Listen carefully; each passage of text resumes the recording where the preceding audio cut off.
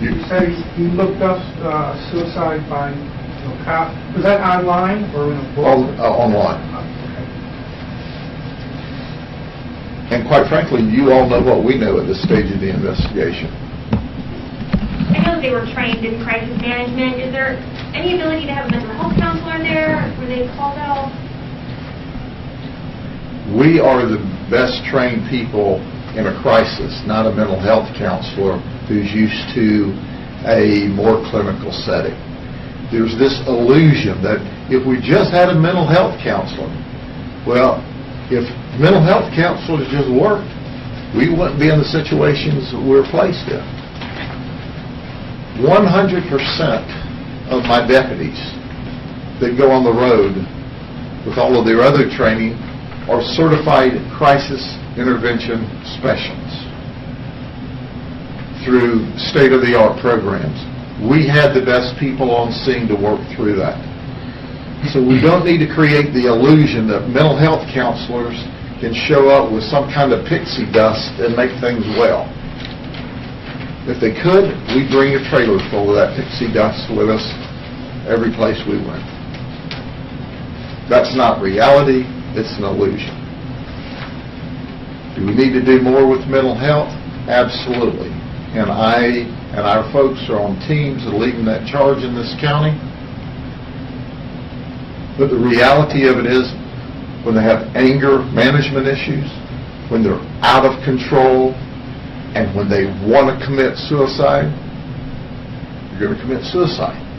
We happen to be that vehicle this time. It sounds like you guys exhausted all alternatives. We did everything we could. And these deputies put themselves at extreme risk because he had a lighter, they smelled gasoline, and they still went in the house to try to get him out safely, despite his ability to flash the possibility, I won't say probability, because I don't know how much gas, I don't know. But they put themselves at extreme risk by going into that house with the odor of gasoline and him holding a lighter, a red lighter. The lieutenant described it. It's a red lighter in his hand to try to safely take him into custody. What happens with the officers now, and what kind of toll does it take on them to sit there and have to put 16 bullets into a guy that they know is probably mentally ill? Sure. Well, first and foremost, they are put on administrative leave until we complete the initial investigation. In addition to our investigation through the shooting investigation by our homicide team, we have an administrative investigation that occurs. In addition to that, the state attorney is called to the scene, and they were there last night. They do a separate investigation. In addition to that, the medical examiner does a fourth investigation. And before they go back to work, they will go see our contract mental health specialists, our psychiatrists, where they will be debriefed, and they will also receive follow-up assistance. Let me make this abundantly clear that all rational people know law enforcement officers don't wake up to go to work today and go, I might get to shoot somebody today. I suggest to you the overwhelming majority of them get up, say their prayers, and pray that they don't have to hurt anybody today in order to protect this society. And it's an emotional drain on them, especially when they've invested 45 minutes thinking they could get this guy under control, and they said it was abundantly clear that he was not going to allow himself to be taken, that it was his mission to get shot, and he carried out everything that he needed to in order to facilitate suicide by cop, to include charging and getting within approximately 4 feet of my deputies with that huge knife, that machete. Besides the apparent mental health issues, this press release mentions glass pipe, methamphetamine, testing positive. Did the deputies mention that he might have appeared stoned, or was it a combination of things? Well, once again, we found meth pipes in there, which is not unusual. So it's like the chicken and the egg. Did we have somebody who had significant mental health issues? He hasn't been Baker acted since 2014. Or did we have someone who was stoned on meth? Or did we have somebody that just had anger management issues and was mad at his sister and his family, and he decided to end it all? The investigation over the next few days will try to sort out which of those dynamics may have been the most prolific, but they were all in play. He was committing a criminal act. He was irrational. He had anger management issues. He had mental health issues. And he had drug issues. That's a cocktail for a very bad situation. And you must understand, we send our law enforcement officers into that environment every day, because we're not dealing with normal people like you and me. We're dealing with people who have a lot of baggage, whether it be mental health baggage, crime baggage, drug baggage, or all of the above, which he had. And we do our very best to peacefully resolve the situation. My deputies are going to go home safe at night. And if you choose to have us shoot you, we'll do it. We don't want to. We'll try to avoid it. We'll talk to you for 47 minutes. We'll still be talking to you if you don't charge us with a machete. It's not going to hurt us. Any questions? Thank you very much. We'll update you if we learn anything new or different.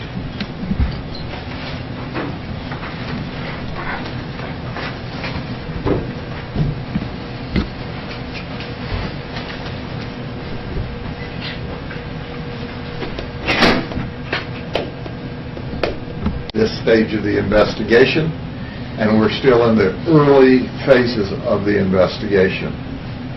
This started out like thousands and thousands and thousands of disturbance calls that occur between families. We received a call from a sister that she was having trouble with her brother, who was 28 years of age. Upon our arrival, where she and children were located, which was away from the home, she said, "Hey, he's out of control. He battered me. He snatched my cell phone from me. He broke the face of the cell phone, and he's out of control. And I think he's called a friend to come get him, and he's trying to get away." So obviously we have a battery, we have a robbery by sudden snatching, we have criminal mischiefs, and we have a disturbance. This is not unusual. The outcome last night was unusual. So we went to Yoel Santel's residence. He was living there with his sister. The reason he was living there with his sister was out of the generosity of her heart, because he was just released from the Florida State Prison on May the 6th of this year. That's right. He had done approximately 5 years in state prison, 5.5 years for violation of probation on charges. He's collected a total of 12 felony charges, 3 misdemeanor charges that were everything from burglary, theft, methamphetamine, illegal drugs, and obviously he had several violations of probation and ultimately went to jail. So Yoel was there creating a problem.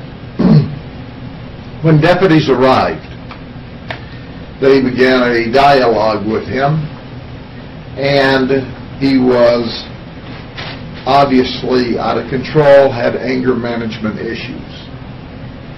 The deputies that were there are extremely experienced. The deputy that was talking with him, Sarah Taylor, has 10 years of experience.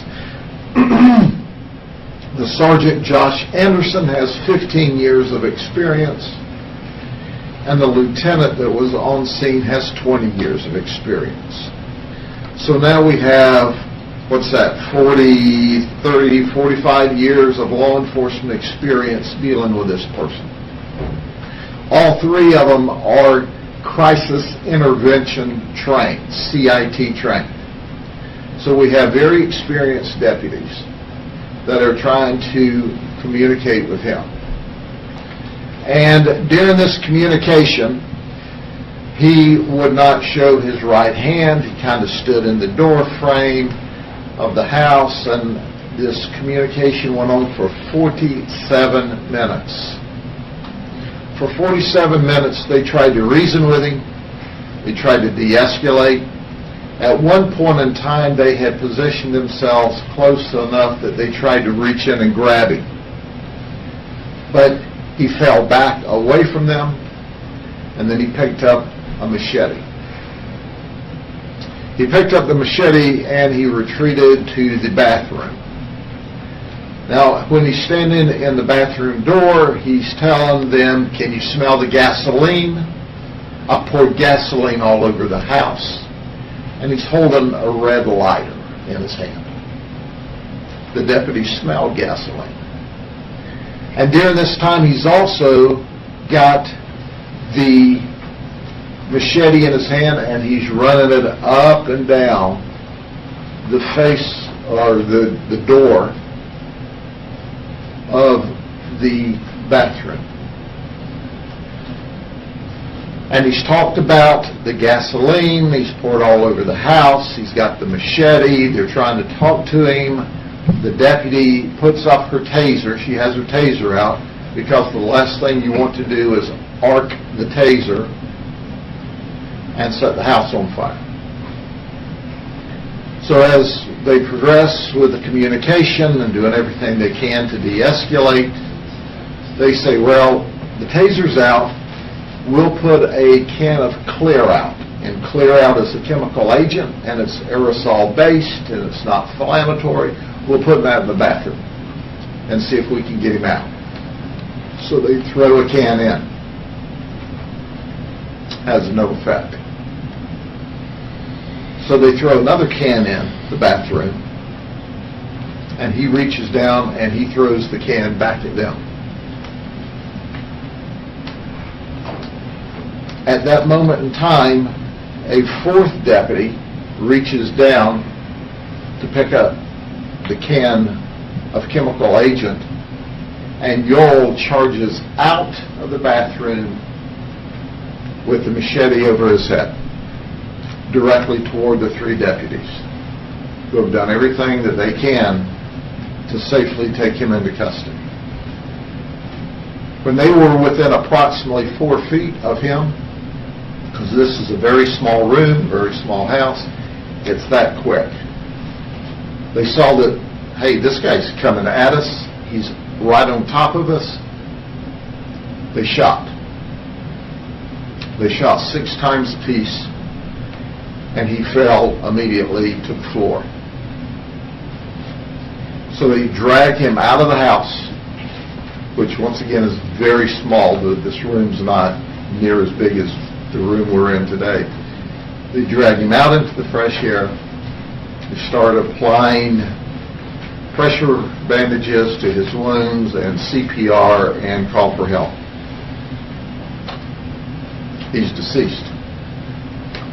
He's deceased because of his bad choice.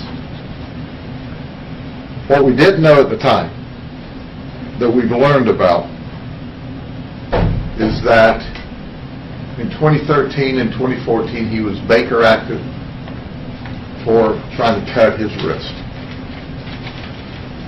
What we know now that we didn't know, for 2 weeks he's been threatening his sister. He's had a water bottle filled with gasoline in his room. and he threatened to blow himself up. As he would fight, he had anger management issues and get mad at his sister. 2 weeks ago, he also said he was going to kill himself by running at law enforcement with a machete. He said that law enforcement was here to get him, that he had worms in his body, and that he was not going to go. Ladies and gentlemen, so he has anger management issues. We have criminal charges against him. He's a threat to his family. They find it necessary to call us. We arrive. We try to de-escalate for 45 minutes and would be still trying to de-escalate if he didn't run at us with a machete. We also found online where he had looked up suicide by cop.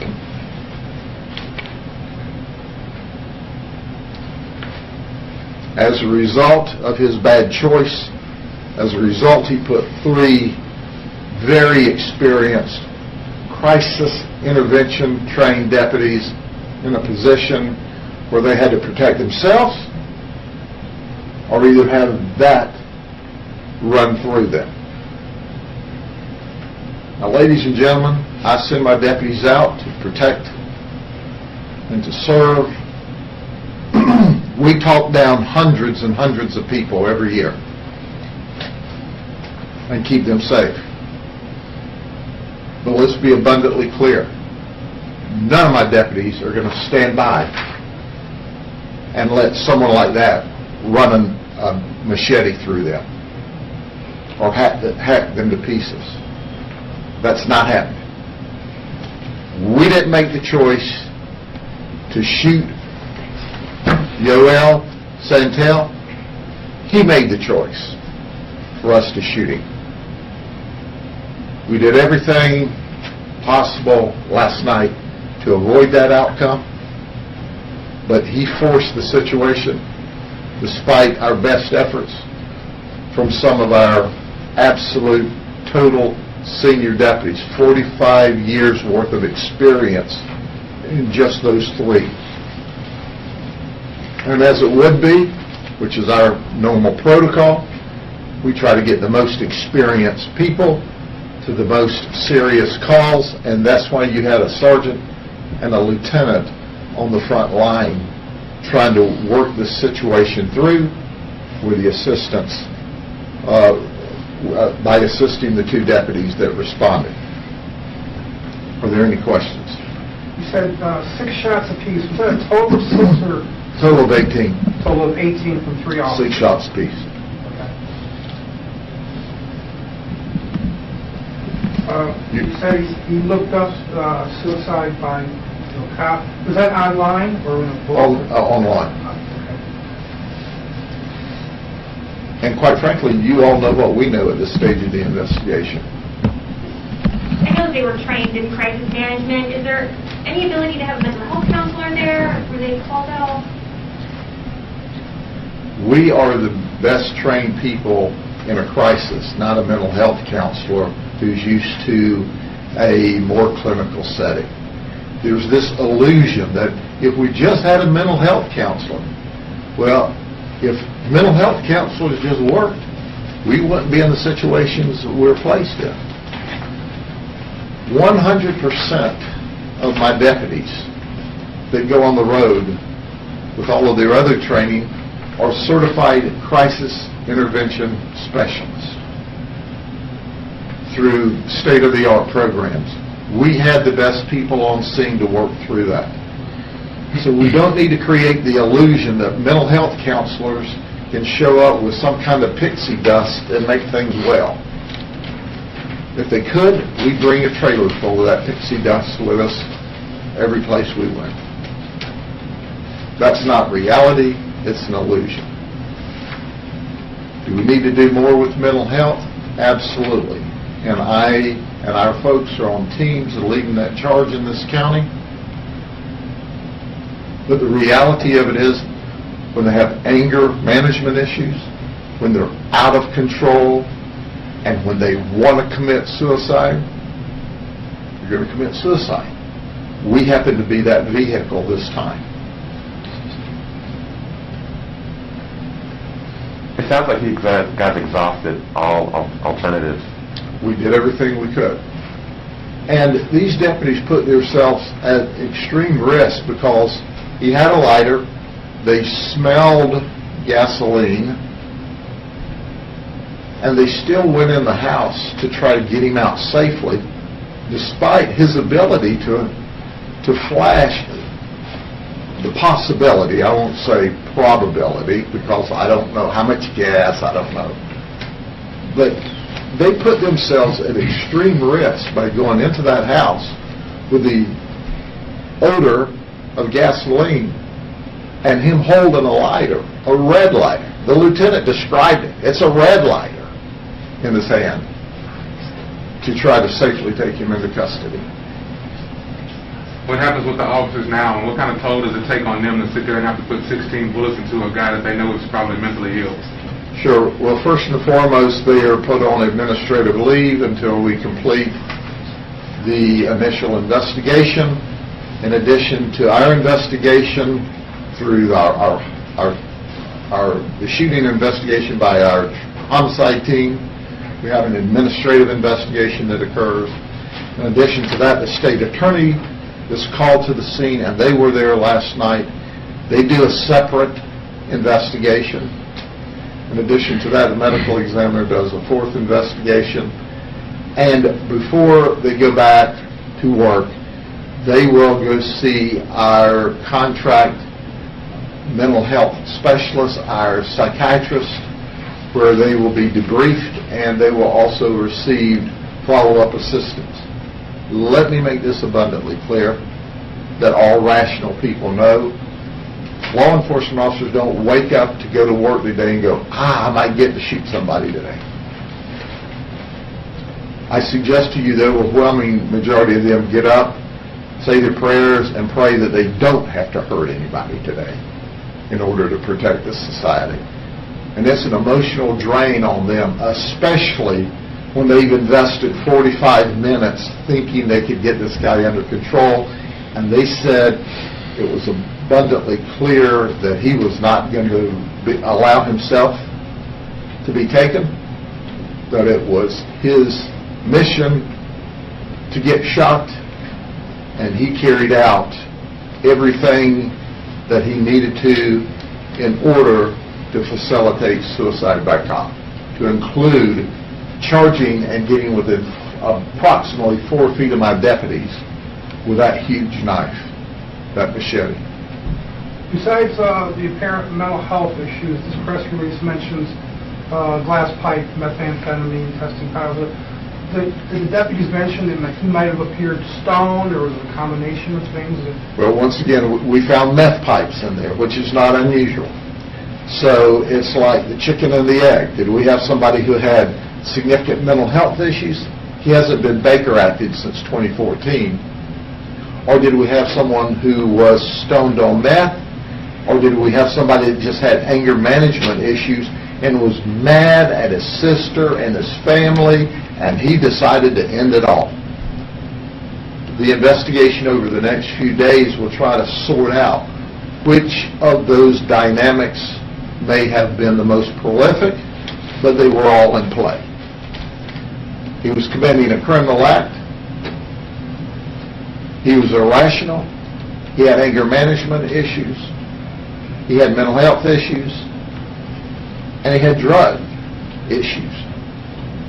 That's a cocktail for a very bad situation. And you must understand, we send our law enforcement officers into that environment every day, because we're not dealing with normal people like you and me. We're dealing with people who have a lot of baggage, whether it be mental health baggage, crime baggage, drug baggage, or all of the above, which he had. And we do our very best to peacefully resolve the situation. My deputies are going to go home safe at night. And if you choose to have us shoot you,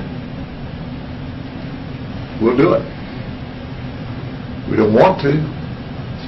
We'll try to avoid it. We'll talk to you for 47 minutes. We'll still be talking to you if you don't charge us with a machete. It's not going to hurt us. Any questions? Thank you very much. We'll update you if we learn anything new or different.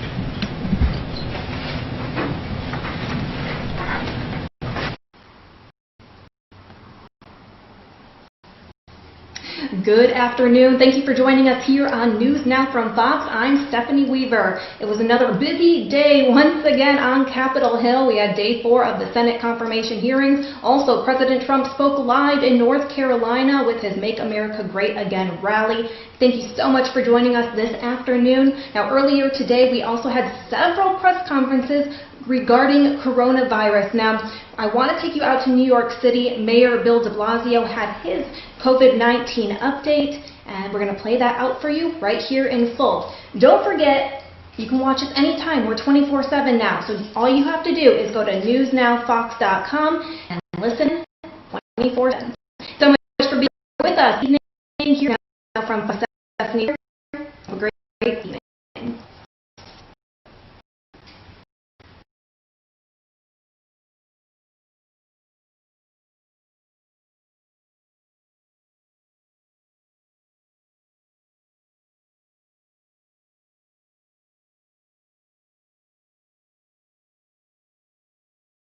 All right, now let's talk about the fight we are waging this week, this decisive week, the fight we're waging against a second wave of the coronavirus. I'm going to say again, there does not need to be a second wave in New York City. We can stop a second wave in New York City if we act decisively now. So that comes down to all of us. So right now, we're going into our second week of the pause in the red zones and the other zones that have been established by the state.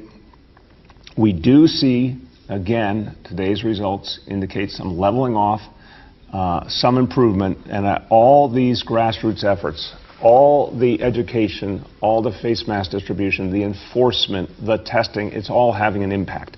We've got more to do, but tens of thousands of tests have taken place in the areas of greatest concern. That's helping. We're encouraging everyone to go out and get tested.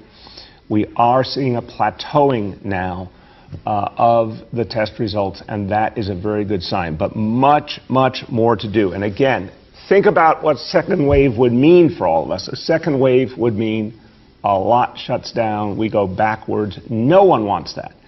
So we can stop this once and for all in these areas of Brooklyn and Queens where there's concern, and therefore protect the whole city, and that's what we're going to do. The testing, again, always crucial to our efforts. So we are just flooding the zone with testing. We're saying to everyone, whoever you are, wherever you are, get tested, particularly in these zones, but well beyond the whole city, get tested. Certainly if you haven't been tested in a while or you've never been tested, get tested. Here to tell you about these extensive testing efforts, especially in the zones of greatest concern, is the head of our extraordinary test and trace effort, Dr. Ted Long. Thank you, sir.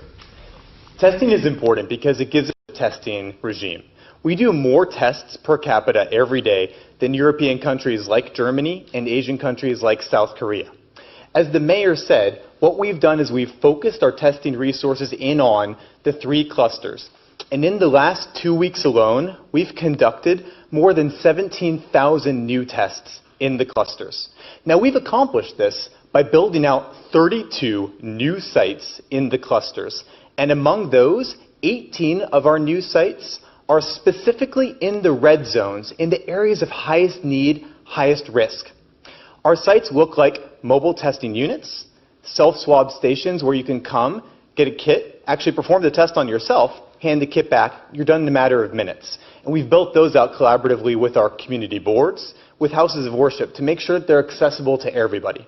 And we have our rapid testing sites where once you come in and get the test done, you'll have your result back within 15 minutes. I'd like to announce today that we're opening another large rapid testing site at the Kew Gardens Hills Library. It's open as we speak. Now, I want to take a moment to say thank you to everybody that has come out and gotten tested. Testing, again, gives us the line of sight that we need to fight the coronavirus. And for the 17,000 people that have come out into our clusters to get tested, each of you has proven once again that New Yorkers know that we are in this together and that we will succeed together. Thank you, sir. Very much, Dr. Long, and thanks to everyone at Test and Trace, because your devotion to making sure that people get testing is just wonderful. And everyone, again, unlike some places in the world, we have really gone the extra mile to make testing available widely, to make it simple, to make it fast, to make it free. Everyone needs to take advantage of that for the good of all. The better look we get at in all of New York City, the better we'll know what we need to do to fight back this second wave and make sure it does not reach us. Now, of course, in addition to testing, we always need enforcement. I want to say at the outset, the vast majority of New Yorkers throughout this crisis have done a great job wearing masks, practicing social distancing. That's true in all sorts of neighborhoods around the city. And as these problems have emerged in some particular zip codes and zones in Brooklyn and Queens, we've seen a huge amount of support from community leaders and institutions and people recognizing that it's important to participate, to wear the mask, to practice social distancing. But there's always going to be a few people, and this is true everywhere, there's going to be a few people who don't get the memo, and we need to really push hard on. And so we continue a lot of inspections, a lot of enforcement activity. 1,700 sites were inspected yesterday by city inspectors, 25 summons issued. And in the last 2 weeks, just to give you the overall picture, there's been 18,000 sites that have been inspected. You're talking about schools, stores, community institutions, every kind of location. 18,000 sites have been inspected, 288 summonses issued, and some of those in the many thousands of dollars. So there's a serious, serious effort here. And what we always hope is that the education efforts, the outreach efforts, the free mask distribution really carry the load here, and obviously the emphasis on testing. But where enforcement is necessary, it continues deeply. And I want to thank all the men and women of our city agencies who are doing extraordinary work. It's so important to understand this, that when you think about an effort this extensive, to go into areas of concern, to educate people, to work with them, to answer their questions, to give out the masks, to get people tested, to enforce, that takes a huge amount of effort. And all these city agencies you see on your screen, their enforcement agents have been out. You've had a tremendous grassroots outreach by all of them. It's been hard work. It's been long hours. It's not always easy. But they've all been out there doing the work to keep all of us safe. So I want to thank the employees of all these agencies for the big impact they're making on this city. Now, again, we're going to use all these tools. All of these tools help us. And I want to come back to testing because it really is the essence of everything. Testing to get us the information we need to stop a second wave. Testing to then drive back the disease further in this city to go even further than we've ever gone before, reducing the coronavirus. Testing as the pathway to the day we have the vaccine and we overcome this disease once and for all. Now, we need more and more partners in this work, and we've had incredible partnership. Public hospitals, private hospitals, clinics, a lot of private healthcare organizations. It's really been a very positive story, how many people have come together to provide testing. But now we have new partners who do such important work, and they particularly serve folks who are covered by Medicaid, and they have tremendous outreach capacity. And this is going to be another part of getting more and more people tested and getting them tested more consistently. Yesterday we talked about clear ground rules for how frequently people should get tested. And a real focus, a reminder to all New Yorkers, if you haven't been tested in a while, you should be. If you're in one of those categories of people that there's a particular urgent need to get tested, you need to do it right away. We need all the partners we can get to keep spreading that message and make testing available and easy. So I want to thank our colleagues at Fidelis Care, at Health First, and at Metro Plus Health. All these plans are participating with us now to maximize testing. Between the three of them, they serve over 1.2 million New Yorkers, many in the hardest hit communities. And they are going to be using all of their outreach ability to get people to testing, to help focus them on where the best testing sites are, to encourage people to do it, to answer their questions. And if anyone tests positive and needs support, they're going to help us working with Test and Trace to get people safely separated and get them the support they need. So continuing to build that extraordinary network of people working together to protect this city.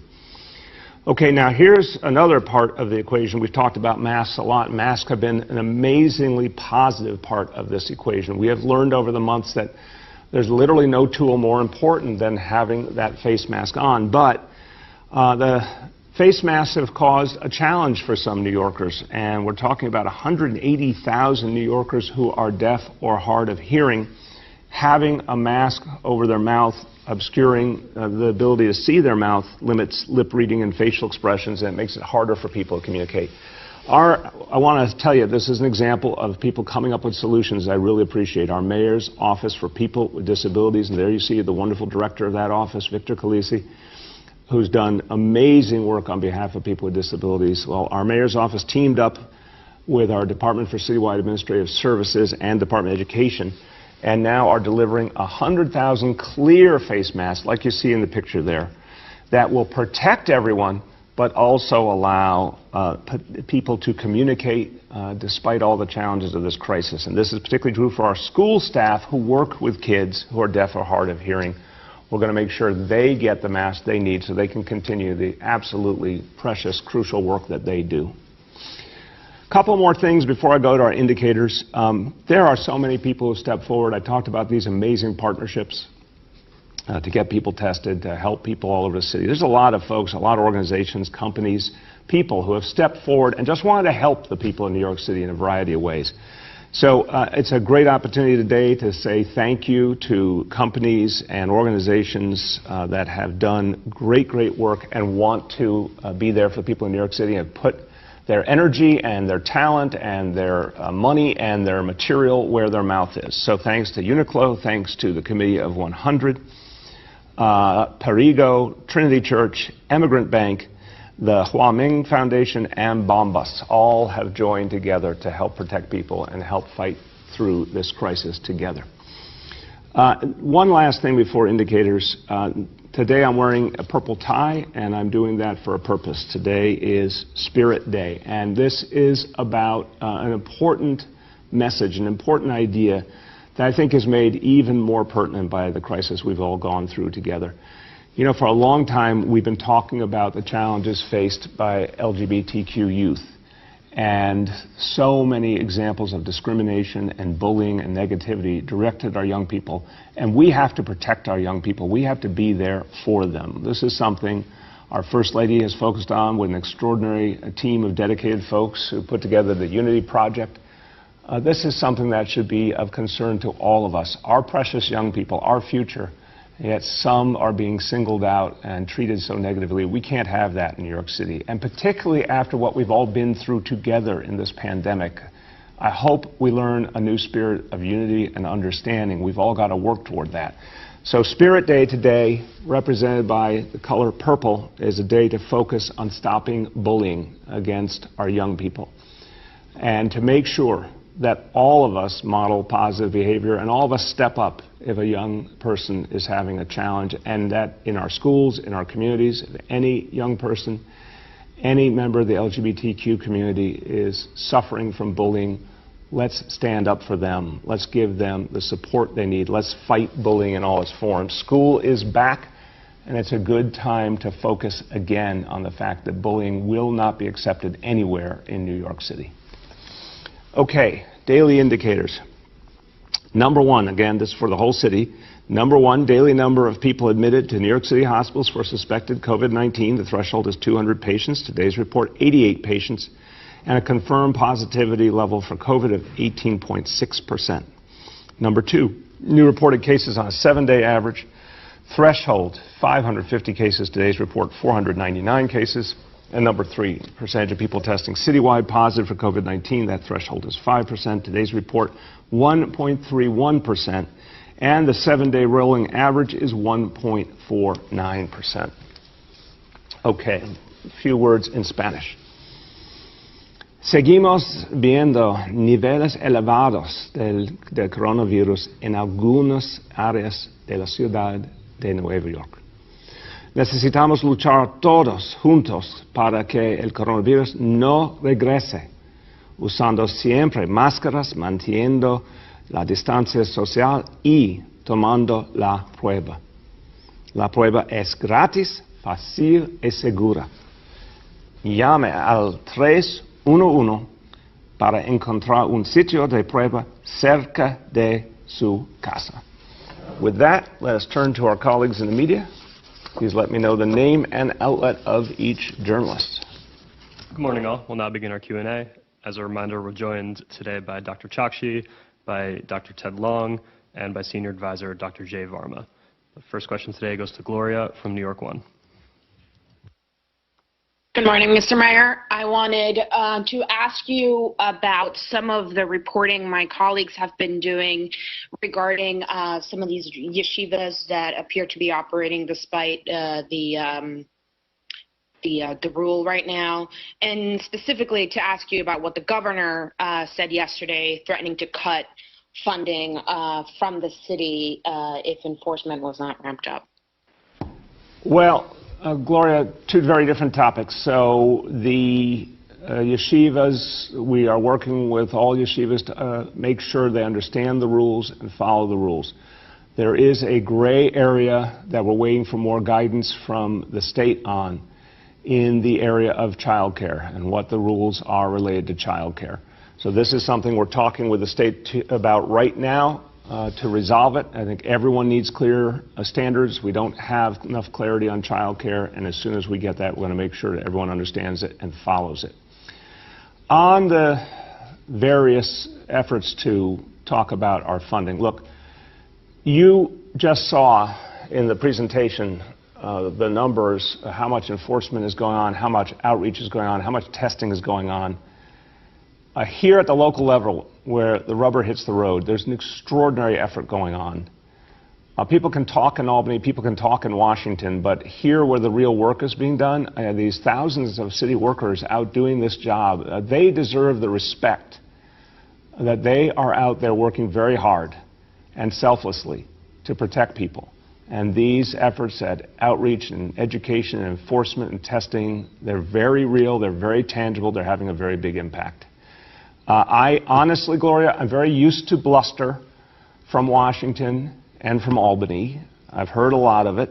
I understand bluster when I see it, but here we have a job to do.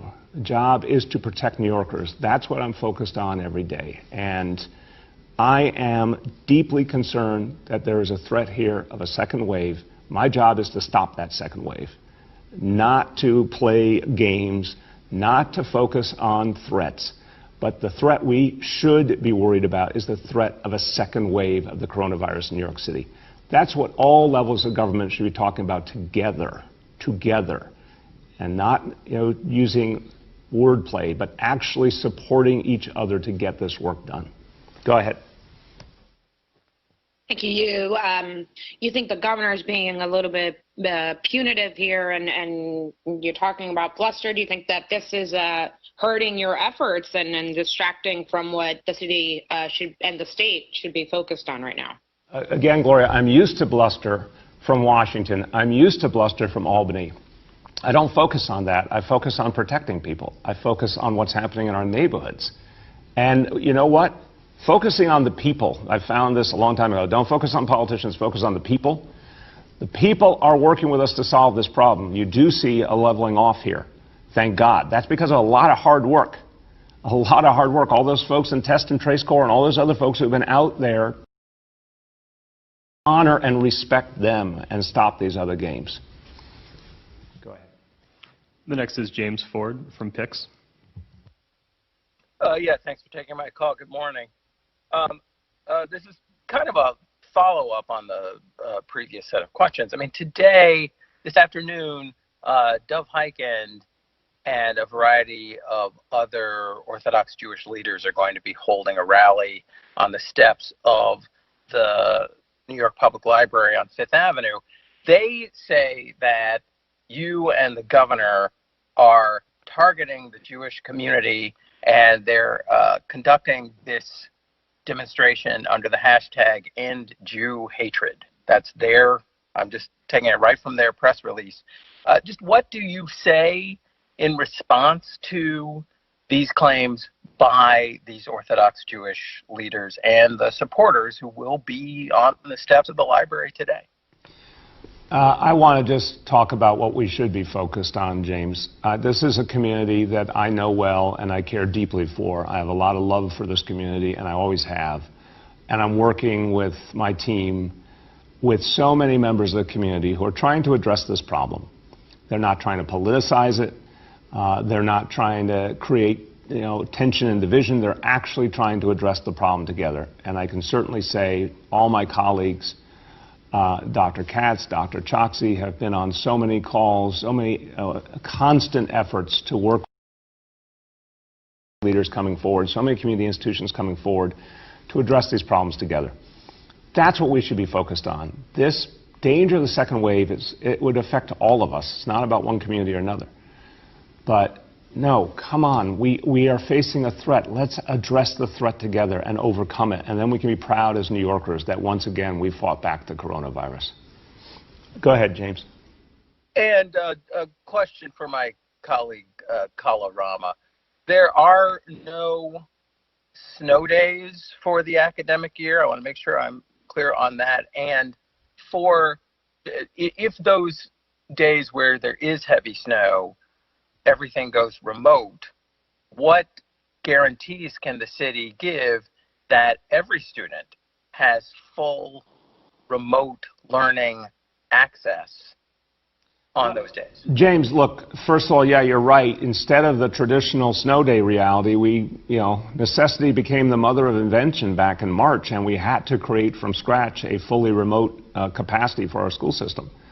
So we have that when we need to use it. And then, if there were a blizzard, that's what we would activate and every student could participate. But look, in terms of access to the technology, I can't say it enough times. We've been saying since March and April that any child who needs technology, we're getting it to them.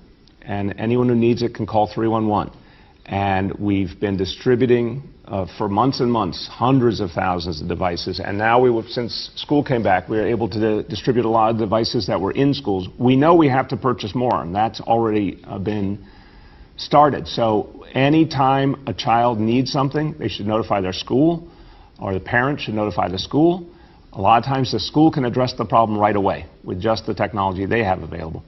But if there's other folks who need them, we're going to get it to them. And it's as simple as that. The next is Andrew Siff from NBC. Mayor, good morning. For a couple of days now, you've described the cluster zones as leveling off, and you've also described this as a critical week. We're now at Thursday. Is leveling off enough to end these shutdowns after 2 weeks? Andrew, we're not there yet to know the final answer. I told you by the end of this week, and that means to me Sunday, that we will have a good picture of whether we're in striking range of pulling off the restrictions next week or whether we need more time. I can tell you the obvious, leveling off is the first step in the right direction. The first thing we all had to do was stop the growth of the virus, stop the increase in the infection rate, and start to turn around. That is clearly happening, but there's more to do. There's more to do. So good start, a lot more to do. People have to get tested. They have to follow these rules. And then at the end of this week, we'll have a better picture of what next week will look like. Go ahead. Portions of the cluster zones, whether it's in Brooklyn or Queens, that are giving you the most, or even micro clusters, as the governor talked about it yesterday, that might prove to be the biggest obstacle? Look, Andrew, we are working with every community, and I think what we're seeing across the board is community leaders stepping forward, community institutions stepping forward, more and more people wearing masks, more and more people getting tested. The testing numbers are really impressive. We need to keep building them. I look at it that so long as we are reaching folks at the grassroots and change is happening and the numbers are moving, we can achieve a turnaround in every one of these communities. They may not all happen at the exact same time, but we can turn this around in every community. The next is Emma from the New York Times. Hi, good morning. So I had a question. It seems like one of the side effects of the governor sort of taking control of the hotspots is that you no longer provide updates by zip code. And one of my colleagues says that the city hasn't updated the tracing figures since September 19th. Can you provide that information? And I think that New Yorkers are sort of hungry for. Well, Emma, it's a very fair question. We want to make sure that we're providing clear and accurate information. I do think, again, look, we're in an emergency status right now. That's not going to go on forever, but that's where we are right now. And the city has to defer to the state on some of these matters. And when there's a different measure being created by the state, there is the valid question of whether we're going to create more clarity or more confusion by having different numbers out there. I'll work with our team to figure out how best to put out the information consistently in light of the new structure the state put together. But we want to be accurate, we want to be clear, we want to be timely, but we also want to make sure that it aligns to how the state is presenting the information. Go ahead. Thank you. And I have a question for Commissioner Chochke next. Can you talk about whether New York City has seen any people who've been reinfected, whether that's something you're looking for or expect to see, and perhaps there was someone who didn't have a positive test early in the pandemic but has been reinfected? Is that possible? Dr. Chox. Yes, well, thank you for the question, Emma. And I also wanted to say I'm glad to hear that you had a good experience at our rapid testing site, and thanks for helping us spread the word about it. With respect to your question about reinfection, it's an important one because we are seeing some cases of reinfection that are being reported in the scientific literature, including here in the United States, as well as elsewhere around the world. With respect to reinfection in New York City, we are actively looking at that. As you may be aware, we have to really get into the details of specific cases to understand whether successive positive tests represent a real reinfection or not, because it's possible that someone could test positive multiple times but not actually represent a real reinfection of the virus. So it is something that our health department is looking at, but we have to do it in a rigorous way to get to true reinfections. Okay, go ahead. The next is Juliet from 1010 Wins. Oh, hey, good morning, all, and good morning, Mr. Mayor. Mr. Mayor, I wanted to get back to voting locations, early voting locations. There are some that are very far away from certain neighborhoods. For instance, in College Point, Queens, the only early voting location is in Flushing, and you need a bus to get there. In Astoria, there are addresses in the Ditmars area, and those people have to go to the Museum of the Moving Image, which is on the other side of Astoria, definitely not walking distance in that case. So is there any way to get more early voting locations on board? Well, again, Juliet, you know, that is all put together by the Board of Elections, which is not run by the City of New York. And I again say that with sorrow because I don't like what's happening at the Board of Elections, and I think it should be run by the City of New York or should be run very differently. But I will say, you know, I think initially when early voting was passed by the legislature, a huge positive reform. The Board of Elections really tried to do the minimum of early voting sites. They've clearly made some progress, and there's a lot more than what they originally proposed last year.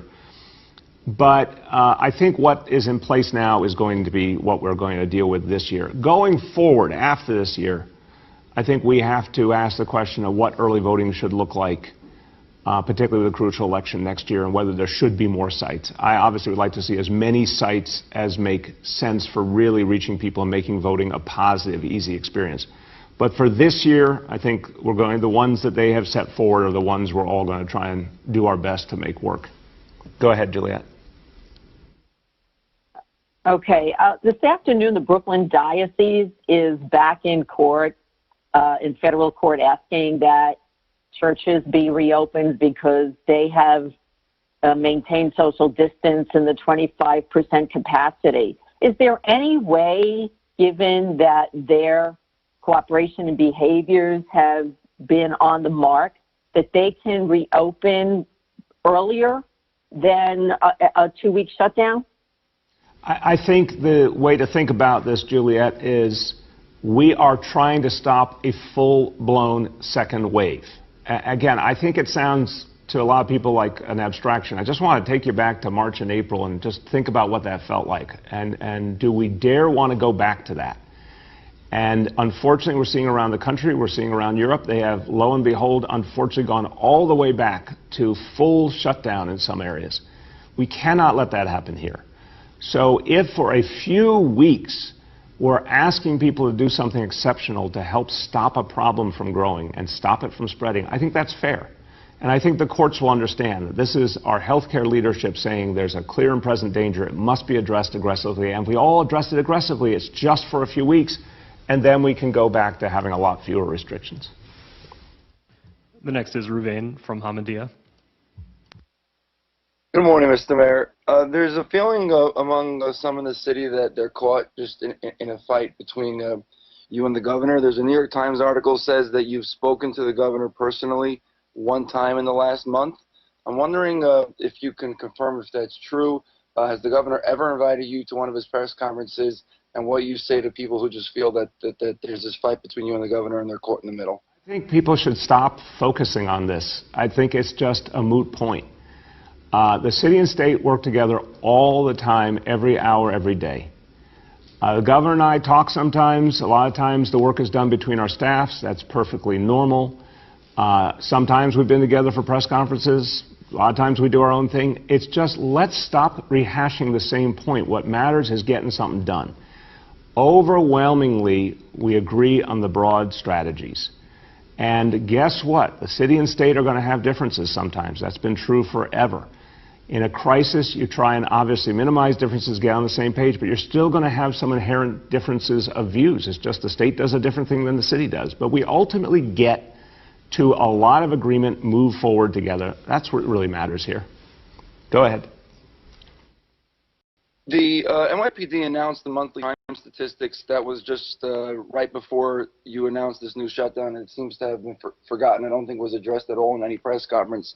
This September was the 4th consecutive month that shootings went up by more than 100%. I'm wondering if you can comment on these latest crime stats and what, if anything, is being done. I know you had some plans in the summer about different programs. Have you seen any progress? What is being done to reduce this spike? We definitely see progress. Look, we've gone through a perfect storm here. We've gone through a massive disruption. Again, we can keep going over the same material, but I just want people to remember, we saw 1 million people lose their jobs. We saw schools close. We saw houses of worship close. We saw life of every community absolutely, totally disrupted. People cooped up for months, massive frustrations.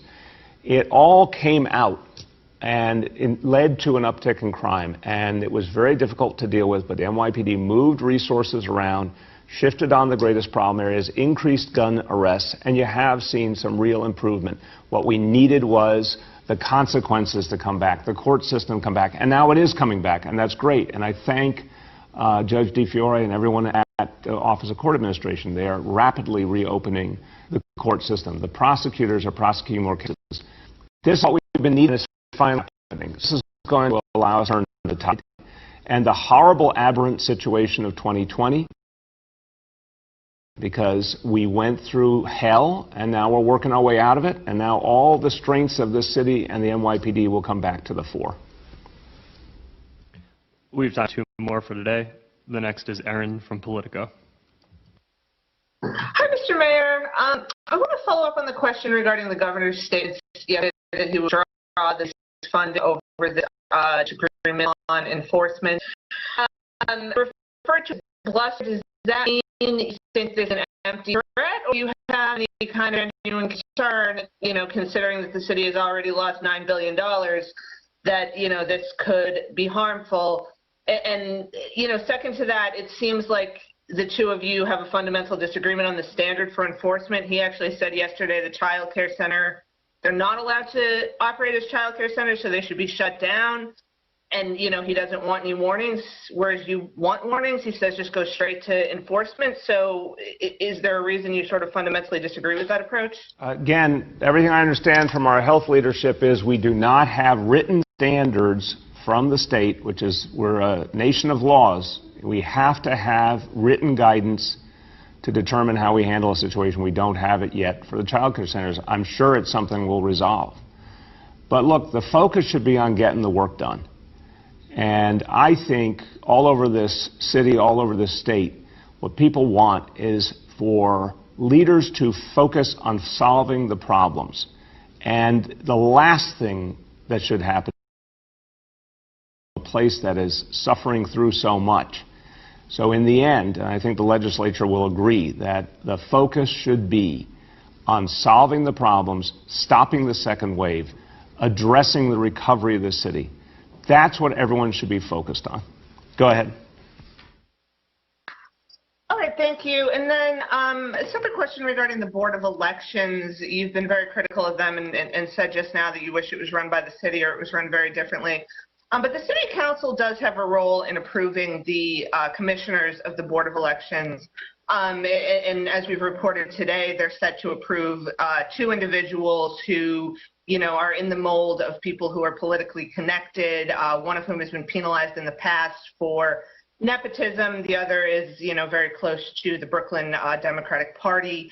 So I'm wondering if you think that, that these people should be approved, and is there anything that can be done to affect reform through this approval process? Aaron, look, I know it's a sincere question, but I just have to say to you that is really not on my radar screen. I'm focused on stopping the second wave. I'm not focused on who's going to be on the Board of Elections. What I think would be great is for the council, the legislature, everyone to come together and agree that the current structure of the Board of Elections makes no sense. You can't have a partisan structure in the 21st century. It should be abolished. There should be a nonpartisan entity that works on this. It should be either just a plain city agency, which we know would come with state agency, whatever way they want to do it, but not something that's overtly political and can't get the job done.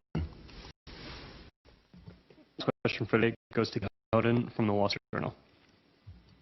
Hey, good morning, Mr. Mayor. I wanted to ask, I don't see Chancellor Carranza on the call, but I wanted to ask, hopefully he or someone of the DOE is listening, when we, reporters and just the public, can get the school attendance numbers, and by that, and also because if you have the attendance numbers, we should be able to get enrollment numbers. I know a lot of people have been asking, so I just wanted to ask you if you have any insight into when we can get that. Yeah, I know that work is being done to get those finalized. I don't have the exact date, but Katie, my impression is that'll be next week. Obviously, we're dealing with a reality unlike any year we've ever been through. But what's important is schools are up and running. Parents are now getting to see what's happening. They're going to have a crucial moment coming up in the next few weeks to make a choice of whether they want all remote long-term or whether they want to opt in to blended learning.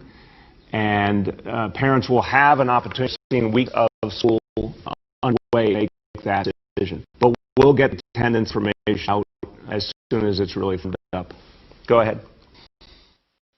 I also have another education question to ask. I know that the DA has been updating its map which schools are shut down because of coronavirus cases. They have it broken down by school, or if it's heard from some schools who say that their schools have been shut down because of COVID, but they're not on the map, and they're concerned about parent issues about just the actual scope. I said the other day, I think 2 schools have been shut down, but that is true, it has more. So again, channel isn't on the, but is there concern that these maps updated for enough? Is some sort of transparency issue with schools and these? You said something that's not true. I would ask a question, so help you. Yeah, it was true. I was not in any school shut down. It was his zone. It's moot in the zone down A. Number, I would the Department of Education at 6 o'clock yesterday confirmed the number 2 exclude red and orange zone. There are 2 schools shut down for 14-day period in the entire as of last. There are schools that are down for 12 hours or 8 hours. Case time heard say English and is publicly shut. You have that really make not that we have. Well, at a schools, very few required to shut down. Some have heard aware 2 days and then up and run. The vast majority of schools continue no down, and testing the schools continue to be extraordinary. An example of this zone sites over the last weeks result in 4 positives. This is all testing of teachers and those schools. Everything we're seeing so far is in schools coming back. Very low positivity level schools. But when school does be shut down for a day for longer, we want a to be a school community. Where that did, please know. Everybody, look, was this week? This week to second wave. Got to do it 4 weeks, but it really. And again, the question there is the possibility that many people are discounting the site and what it means. Well, further sums to this country or to countries in Europe, you do not want to experience a second wave. You do not want to see a full-scale shutdown again in New York City, and it does not have to be. We stop. We can do it. This done. I'm out of the way. And extraordinary we were making a recent. That's where we go together.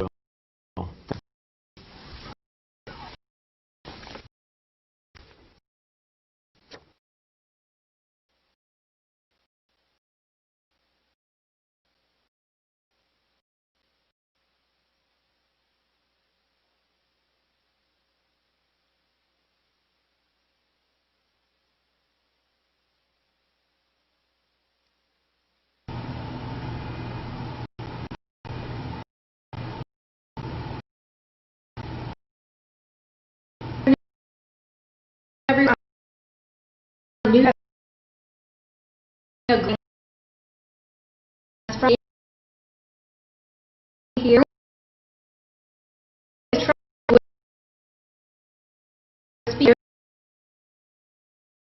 Giving America. So let joining us.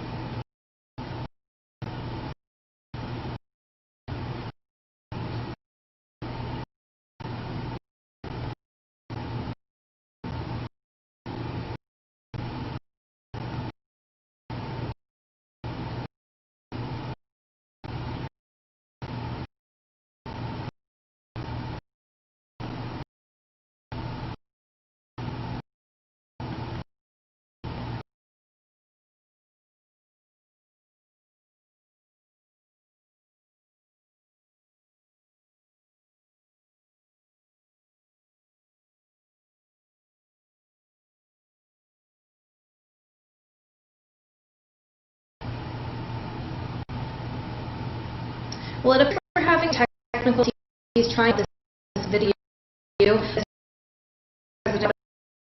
North.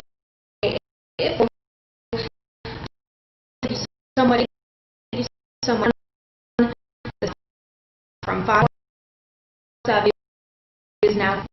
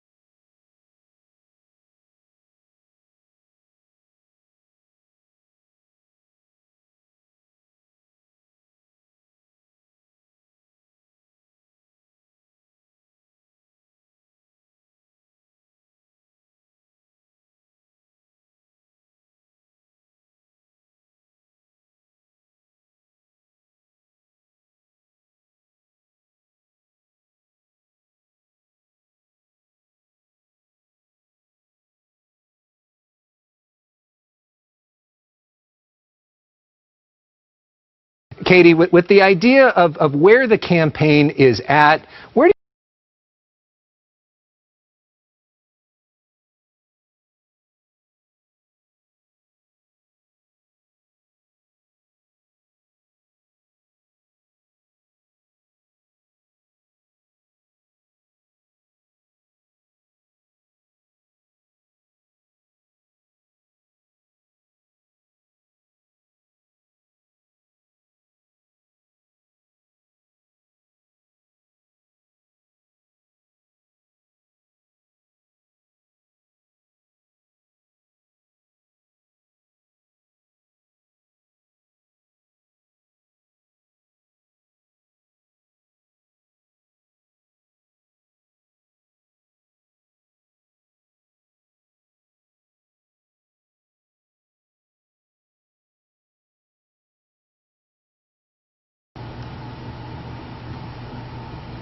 Good afternoon or good evening, wherever you're joining us from. Thank you so much for being here on News Now from Fox. We appreciate your patience as we bring you all the latest breaking news and coverage from across the country today. I want to take you out to an earlier interview today. Katie Couric talked with a political strategist and talked about the campaign, talked about the upcoming election, and I want to play that out for you in full. Again, we appreciate you being here, right here on News Now from Fox. Thank you so much for being here this evening.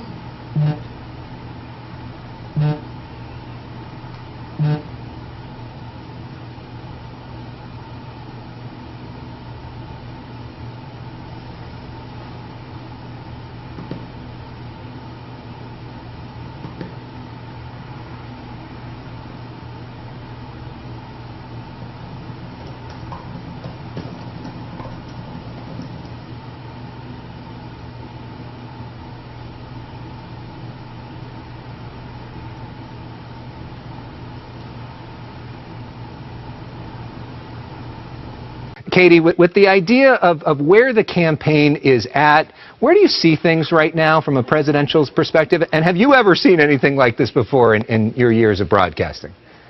I truly haven't, Alex. You know, I think it's been such an insane year, and the campaign has been so insane. I do think the tide is turning, but of course it's so wrong in 2016, where most people thought that Hillary Clinton was going to win the election. I think you just can't take anything for granted. I think Joe Biden is doing really well in some of these key battleground states, as Brian Pedia can probably report chapter and verse on in a second. But I really think that as COVID rates spike in so many states, and as the problem seems to grow worse and worse, juxtaposed with the images of President Trump taking off his mask when he got to the White House, having these huge rallies, I think people are really starting to, in my view, have some buyer's remorse, and some people who supported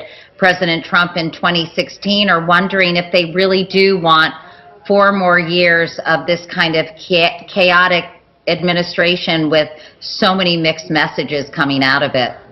And Brian, where do you see things? I know you spent a lot of your time, energy, and money on the state of Florida trying to swing that state. I'm a little nervous, frankly. I think fundamentally Biden has an advantage in the race. The public thinks that the country's on the wrong track. On the other hand, I think there's a little irrational exuberance among some Democrats and on Twitter about just the extent of Biden's lead. We're seeing some continued strength behind Donald Trump among his core voter groups. We're doing polling in Florida all the time, and it's a ferociously contested, very close race. So I think Democrats shouldn't take anything for granted. And one thing, Alex, I wanted to bring up, which is so interesting, I do think an unforced error in the Biden campaign was their lack of outreach to Latino voters. I think that we're seeing in Florida, and Brian's surveys can probably bear this out, that President Trump does very well among Cubans. There is a generational difference between support among younger and older members of the Latino population, but it does feel as if Joe Biden was a little asleep at the switch when it came to Latino voters. Would you say that's true, Brian? I would say there are two continued challenges in Florida for Joe Biden. One is, as you mentioned, the strength that Trump continues to have, especially with Cuban Americans, but not exclusively with Cuban Americans. And the Biden campaign recognizes the challenge and is rushing to try to fix it. We've been there for a while trying to communicate the message about Trump's weakness against dictators and despots and socialists around the world. The second is the economy. Trump's kind of last vestige of real voter strength is the perception that he's a better economic manager. And I don't think that the Biden campaign is contesting that quite as vigorously as they ought to. And so we're trying to fill that in.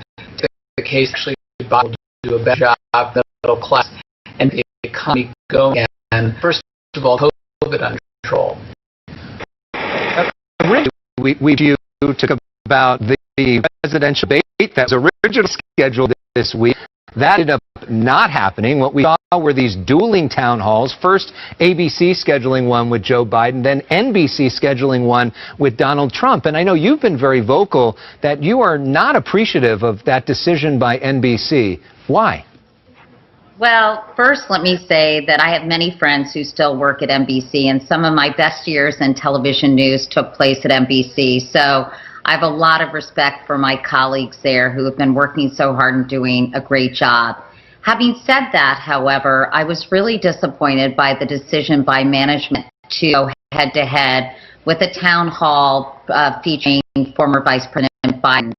I think the fact that President Trump pulled out of a debate, he did not want to do a virtual debate, and then he, even on campaign trail this week, North Carolina was mocking the journalists at ABC and saying it was an hour of free airtime. I just really have a problem with the scheduling. I think it was really just craven and wrong, and they should have scheduled it on a night where Vice President Biden was not doing a town hall meeting, because you can see how it's going to play out. Because many people believe that President Trump is good TV, he will say, my ratings were much better, whether they were or not, but I imagine they probably will be. And then he's going to translate ratings into electability, and somehow that Americans are much more interested in him than Joe Biden, and ergo he should be reelected. So you just see the whole scenario being played out. I just think it was a really, really bad decision, and as I said in my tweet, Alex, I think it's really bad for democracy. And now they're charging exorbitant ad rates for both town hall meetings. It just makes the networks look like they are not performing a public service, but they're a purely for-profit enterprise. And of course, that should probably not surprise anyone. But aren't they for-profit enterprises? Yeah, I mean, yes, but you would think that there are some instances where educating the American electorate and letting them ask a presidential questions that might cut that out. But unfortunately, it's not the case. A girl can dream, right? But I don't think that's part of the equation at this point. Okay, with the idea of where the campaign is at, where do you see things right now from a presidential's perspective? And have you ever seen anything like this before in your years of broadcasting? I truly haven't, Alex. I think it's been such an insane year, and the campaign has been so insane. I do think the tide is turning, but of course it's so wrong in 2016, where most people thought that Hillary Clinton was going to win the election. I think you just can't take anything for granted. I think Joe Biden is doing really well in some of these key battleground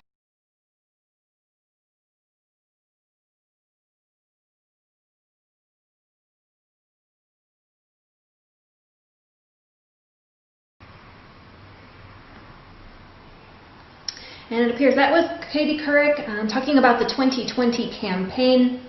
Thank you everyone for joining us here this evening. We're going to play a playlist out for you, which will include President Trump speaking at the rally earlier today in Greenville, North Carolina. We also had plenty of coronavirus updates to show you. We also had that rally for justice in Milwaukee, Wisconsin. A lot of information that brought you today, and we'll continue to use information. Don't forget our 24/7. Wherever you're watching from, appreciate it. If you want to continue watching, head on over to NewsNOW.com. Watch this 27. Have a great evening, everyone. Have a great one, everyone.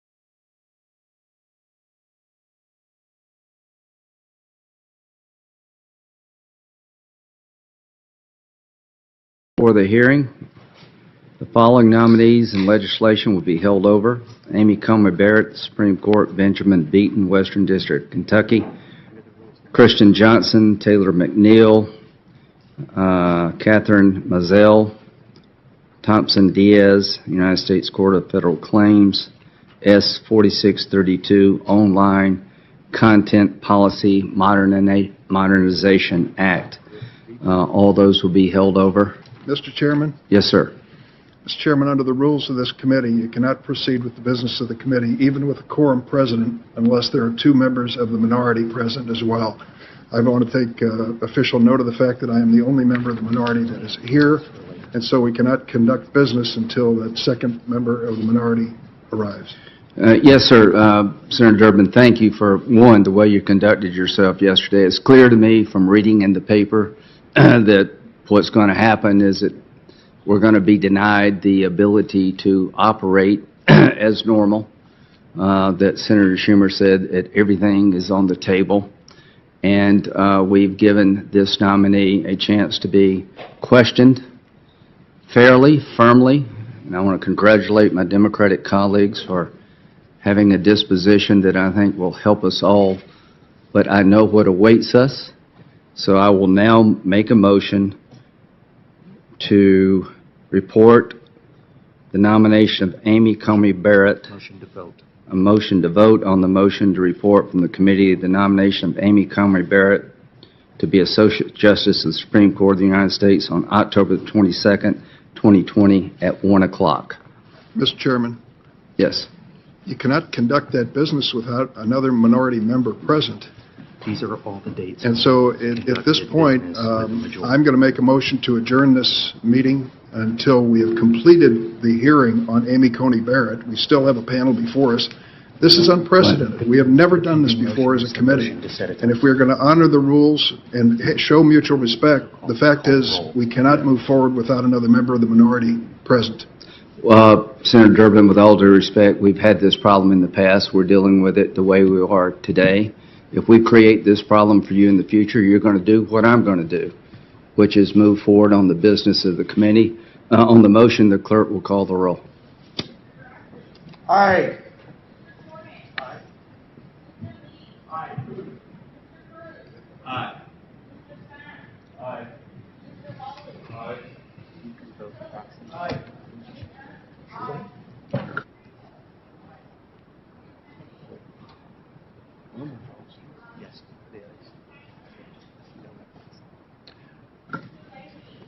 No by proxy. No. No by proxy. No by proxy. No by proxy.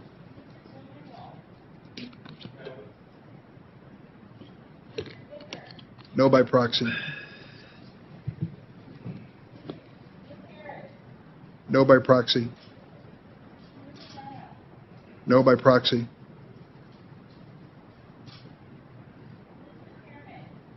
No by Aye. Mr. Chairman, I failed to answer no by proxy for Senator Feinstein. So noted. I vote aye. The motion is passed. We'll be voting on Amy Coney Barrett to be Associate Justice of the Supreme Court at 1 o'clock on October the 22nd. Now before the committee is Senator Durbin's motion to adjourn. Would you like to say anything else, Senator Durbin? I withdraw my motion. Hearing. 6, open letter. The 2013 letter are among the documents that previously were undisclosed. We now have apparently, reportedly 7 more, and I move to delay the proceedings. Well, thank you very much, Senator Blumenthal. The material you're talking about will be made available. I think everybody understands the issue about Judge Barrett and the position she takes as an individual. As to the process, it will be 7 days from the time of the hearing to the vote. The last 50 years, 676 times, we've done exactly what we're intending to do today. Over half, about half, of the nominees nominated by a president have the hearing within 16 days. That happened here. We've had 2 Supreme Court justices confirmed totally from the time they were nominated to being on the voting by the Senate, 17 to 19 days. Justice Ginsburg was 33 days, so there's nothing out of the norm here in terms of the time we've given this matter. We've had 2 days of hearings. Each member had 50 minutes. So with all due respect, we'll call the roll on the motion. Mr. Chairman? And I will be urging a no vote. Yes, ma'am. Mr. Chairman, I just wanted to join in with Senator Blumenthal here. This is a sham, and I just heard you talk about precedent. The closest precedent, which what matters to me, is what all of you said. And what you said, Mr. Chairman, and what Senator McConnell said are where he set the precedent. He said the American people should have a voice in the selection of their next Supreme Court justice. Therefore, when he was looking back at the Merrick Garland time, this vacancy should not be filled until we have a new president. This is even closer in time than that. And the best precedent that we really have is when Abraham Lincoln was president, and it was the closest in time that we have had in history to this, when a justice died closest to the election, and he waited until after the election to make the selection. And I look at the words of my colleagues in this committee, people I work with very well all the time. I look at that historical example, and I think it leads us to one end, and that is that we should allow the winner of the election to pick this nominee, that we should make sure that we do this after the election, and that we remember that we have literally millions and millions of people voting as we speak. You all know that. And the final thing that concerns me is that the president himself has been making it very clear why he wants this justice on the court. He says he wants 9 people after the election. He says that he wants a court that's going to overturn Obamacare. He has made all of this clear. So to me, not only do you have your own precedent, not only do you have the example of Abraham Lincoln, but you have the fact that because of what this president has been saying, it undermines this process, undermines the court, and that is why we should delay. And the final word is why we are not working right now on a COVID relief package in the middle of a pandemic is the final pits about this whole process, because that's what we should be doing. That's what the American people want. 74% of them say we should be doing that instead of working on this. And I think the time has come to be honest about what's going on here. You're just trying to ram through this justice against your own words in light of everything this president has said, where he won't even commit to a peaceful transition of power. That's the world we're in right now. It's not some ivory tower where people are talking, with all respect to one of my colleagues, about the dormant commerce clause. This is about peaceful transition to power and the effect that this has on people's lives, the effect it has on their lives when the Affordable Care Act is hanging in the balance, and whether or not people are going to be kicked off of their health insurance for pre-existing conditions. That's what we should be focused on. Thank you. And I join Senator Blumenthal in his motion. I'll recognize Senator Feinstein in a moment. I feel as chairman, I want to hear anybody that wants to speak on this motion. We'll vote. We have a panel from the American Bar Association. We have an 8-person panel, 4 for, 4 against, chosen by the minority and the majority. I will do whatever my colleagues want in terms of motions and being heard. I hate it for the panel, but I'll let you decide what we do today. We're going to vote on the judge on October the 22nd, but I would prefer, if it's possible, we could hear from the panel, but I'll leave it up to my colleagues. Senator Feinstein. Yeah, well, thanks, Mr. Chairman. As far as I know, this is being done without any precedent in the time, at least, I've been on this committee, which is about 25 years. And it's being done, I guess, to show power and push someone through and really abrogate the value of hearings that this committee should treasure and respect. As somebody that's been on this committee for a while, I've really come to value the hearings. and the search for information and the desire to do justice to individuals. So I really don't understand why it makes a difference whether it's 2 weeks or 3 weeks or 4 weeks. It allows us to complete a process which we have put in place that has worked, I think, very well over time. And once we do this, we breach, I was going to say, the etiquette of the committee. I'm not sure etiquette is the right word, but it breaches everything that we have held dear and the processes that we have moved forward with.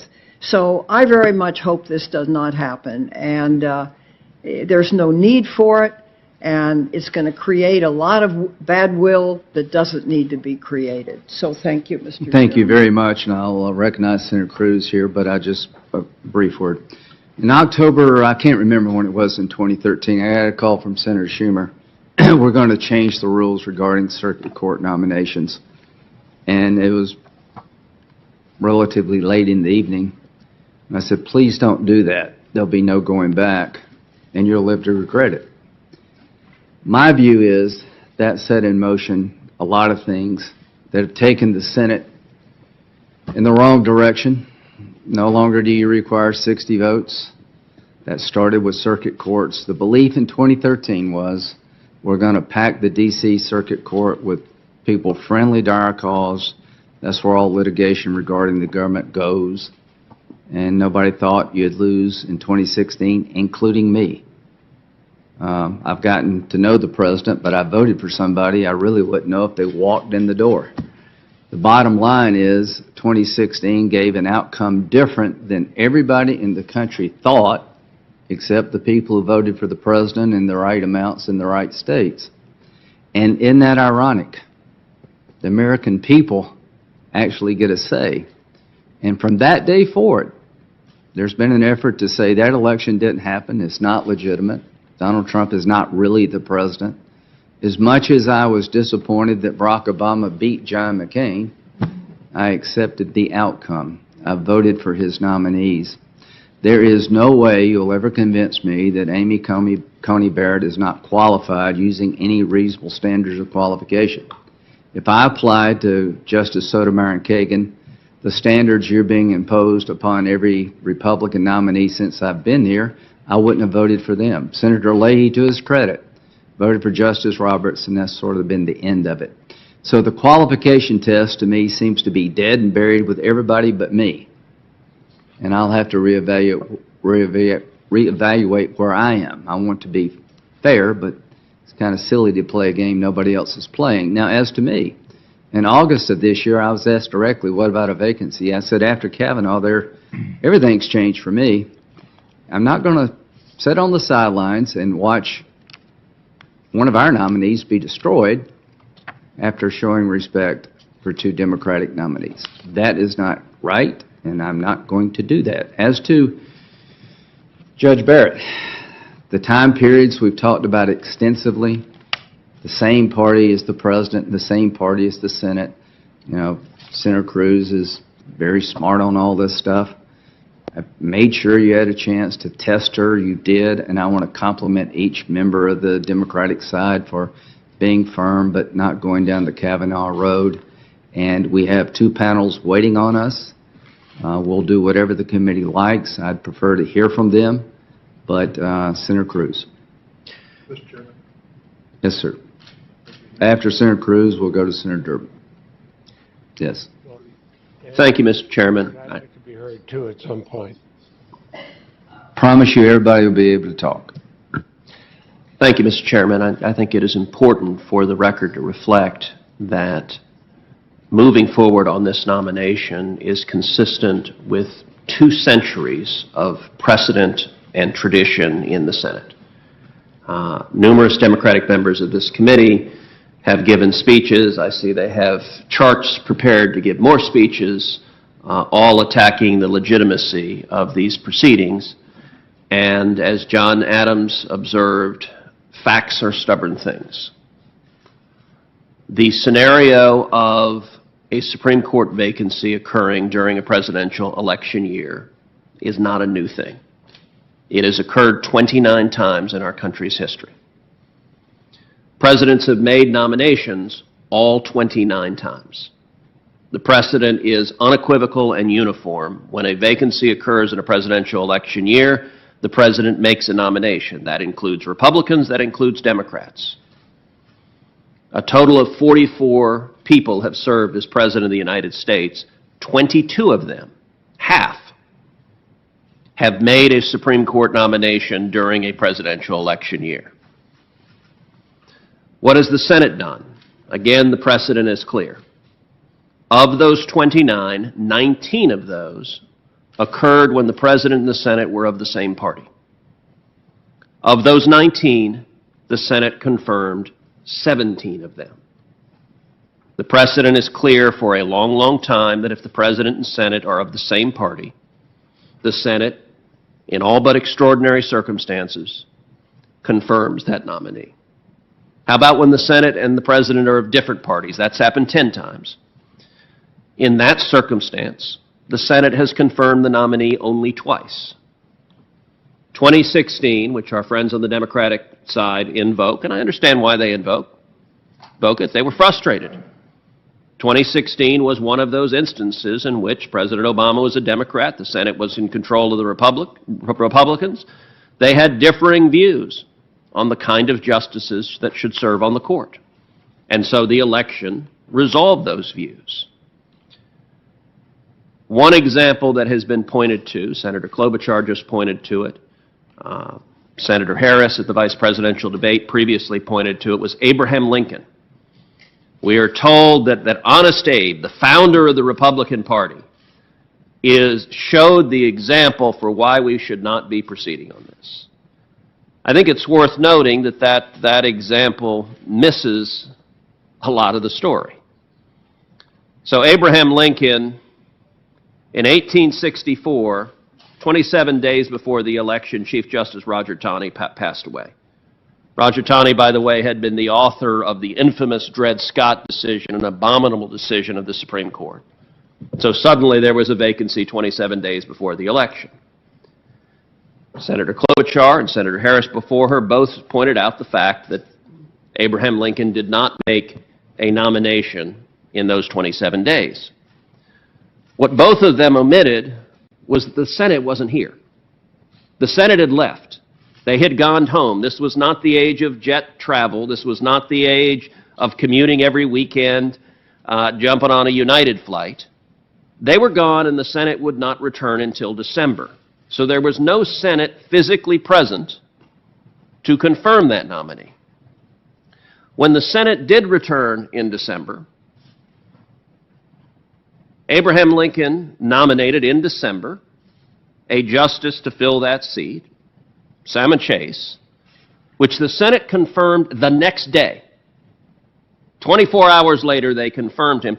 I would note also that Abraham Lincoln was in the midst of a presidential re-election, and as Doris Kearns Goodwin writes so beautifully in Team of Rivals, he was very good at assembling the political coalition he needed to win, and so he had multiple factions of the Republican Party that were splintered. Some things haven't changed from 1864. And Lincoln had multiple players that wanted that Chief Justice seat, all working really hard to re-elect him and dangling the nomination out in front of each of them. So Salmon Chase had been his Treasury Secretary. Salmon Chase had been a pain in the rear to Lincoln. And as a result of this vacancy, Salmon Chase went out and campaigned like crazy for Lincoln to get him re-elected because he wanted the nomination. None of that should be shocking as a matter of history. And there are many members of this committee that enjoy being students of history. But to suggest that that is somehow a precedent and that requires us not to fill this vacancy now is, well, I actually can't put it better than the Washington Post, who fact-checked Senator Harris on this claim. And the Washington Post, not exactly a right-wing bastion, the Washington Post conclusion was that Senator Harris's argument, quote, wasn't exactly true. So I recognize that our Democratic friends wish a different president had been elected in 2016. I'm sympathetic to those arguments. I recognize that our Democratic friends wish there was a Democratic majority in the Senate, but the voters decided otherwise, and so this committee moving forward is consistent with over 200 years of history and precedent. I wonder in our time who is the Salmon Chase of the Republican Party. So many to choose from. Senator Durbin. Mr. Chairman, I want to first thank Senator from Texas for his sympathy. We know this is different. What we're witnessing this morning and this week is different than anything we've seen. Some of us have Robert Bork stuck in our craw. Others have Merrick Garland stuck in their craw in terms of what has happened here. But I think we all need to concede that we're not in a place where we should be when it comes to the operations of this committee and of the Senate and our relationship with the Supreme Court. The chairman started this hearing by reminding us about votes that were taken, 98-0 for Anton Scalia, 96-3 for Ruth Bader Ginsburg. Ruth Bader Ginsburg's vote, incidentally, was some 6 years after the Robert Bork experience. How did we manage to put together bipartisan coalitions for people on such opposite ends of the political spectrum, whom we knew going in were very clear in what they believed? And now today we struggle vote to vote, day to day, when it comes to the filling of vacancies on the Supreme Court. I think there are a lot of explanations for it. One of the things that we have witnessed here, and I have witnessed in the time that I've served on this committee, is a denigration of the process to the point where it's almost useless. We've reached a point now where gifted, experienced jurists, legal scholars take that seat behind the table and then deny everything, refuse to answer anything. Consider that. Here we are in a situation where we ask, Senator Feinstein asked the nominee, can a president unilaterally delay a presidential election? She couldn't answer. Too political. Too political, 3 express provisions in the Constitution that spell out that that is the standard for the United States of America. She could certainly have alluded to that. I asked her as a follow-up, can a president unilaterally deny a woman the right to vote? 19th Amendment. Sorry, can't answer it. Could be case come before me someday. It even reached the point where Senator Kennedy asked this learned attorney, professor, and jurist if she had any opinion on the issue of climate change. And basically she said, never thought about it. Don't have any views. What are we dealing with here? We're not dealing with the reality of who this person is and what she believes, but some kind of artifice that we have constructed between the nominee and our questions. I would be afraid to ask her about the presence of gravity on Earth. She may decline to answer because it may come up in a case. You know, it could come before the court someday. And then I look back in history at other nominees, both conservative and liberal, who have answered questions along these lines. What was the purpose of this hearing if we've reached the point now where we really don't know what she thinks about any issues, any major issues? She hides behind originalism. She's not the only one. Many do. But won't even go to the original words of the Constitution when it comes to the transition of power. It just defies logic that we are putting ourselves through this on the notion that we are measuring a person who will spend the rest of my natural life, and many on the committee, serving on the court if she ends up being nominated and approved and confirmed. And we know that this process is really stacked. The president told us so. Repeatedly. Where we can't get a direct answer from the nominee, we get direct answers every day in the tweets of the president. We know exactly what his motive was in nominating this person for the Supreme Court. He doesn't cover it up. His motive was to make sure that there'd be someone on the court to eliminate the Affordable Care Act. You have been respectful of the fact that we brought all these photographs before you. I thank you. But I will tell you, they are meaningful to each and every one of us and should be to you as well. These are people genuinely concerned about the future of health care in the midst of a pandemic. They are worried that this deck is being stacked to eliminate the only protections they have at a time when they're facing a life and death scenario every day over masks and their conduct as citizens. And to think what this president has said, one of the members of the committee said, "I'm not going to vote for anyone until I am certain that she's going to overturn Roe versus Wade," and then announces, "I'm voting for her." Well, now we're getting the deck stacked again as to what we can expect. The president has said as much. And then, as a grace note, the president adds, we need to be sure we have 9 justices on the Supreme Court in case there's an election contest. My friends, how obvious can this be? We know what the president had in mind when he came up with this name. Now, she may deny it, but she's denied that she even has a view on climate change. I'm really at a point now where I have to say we have to really believe what the president said. He picked a nominee that he thought would achieve his political goals. And we are breaking the rules of the Senate, breaking the rules of this committee. We are defying our own tradition, common sense, and the mutual respect which led to votes of 98-0 and 96-3. I don't know how we get this train back on the track, but this nomination at this moment in time is not usual, not normal, and it's beneath the dignity of this committee. We should have played by the rules, and the rules would have told us to wait, as Senator McConnell told us 4 years ago, until after the presidential election. When we discarded the McConnell rule, it was clear that all bets were off. We are going for this nominee at any price, at any cost, and one of them is the integrity of this committee. Thank you all. I'll recognize Senator Lee here in a second, but let me give you my take on what I saw.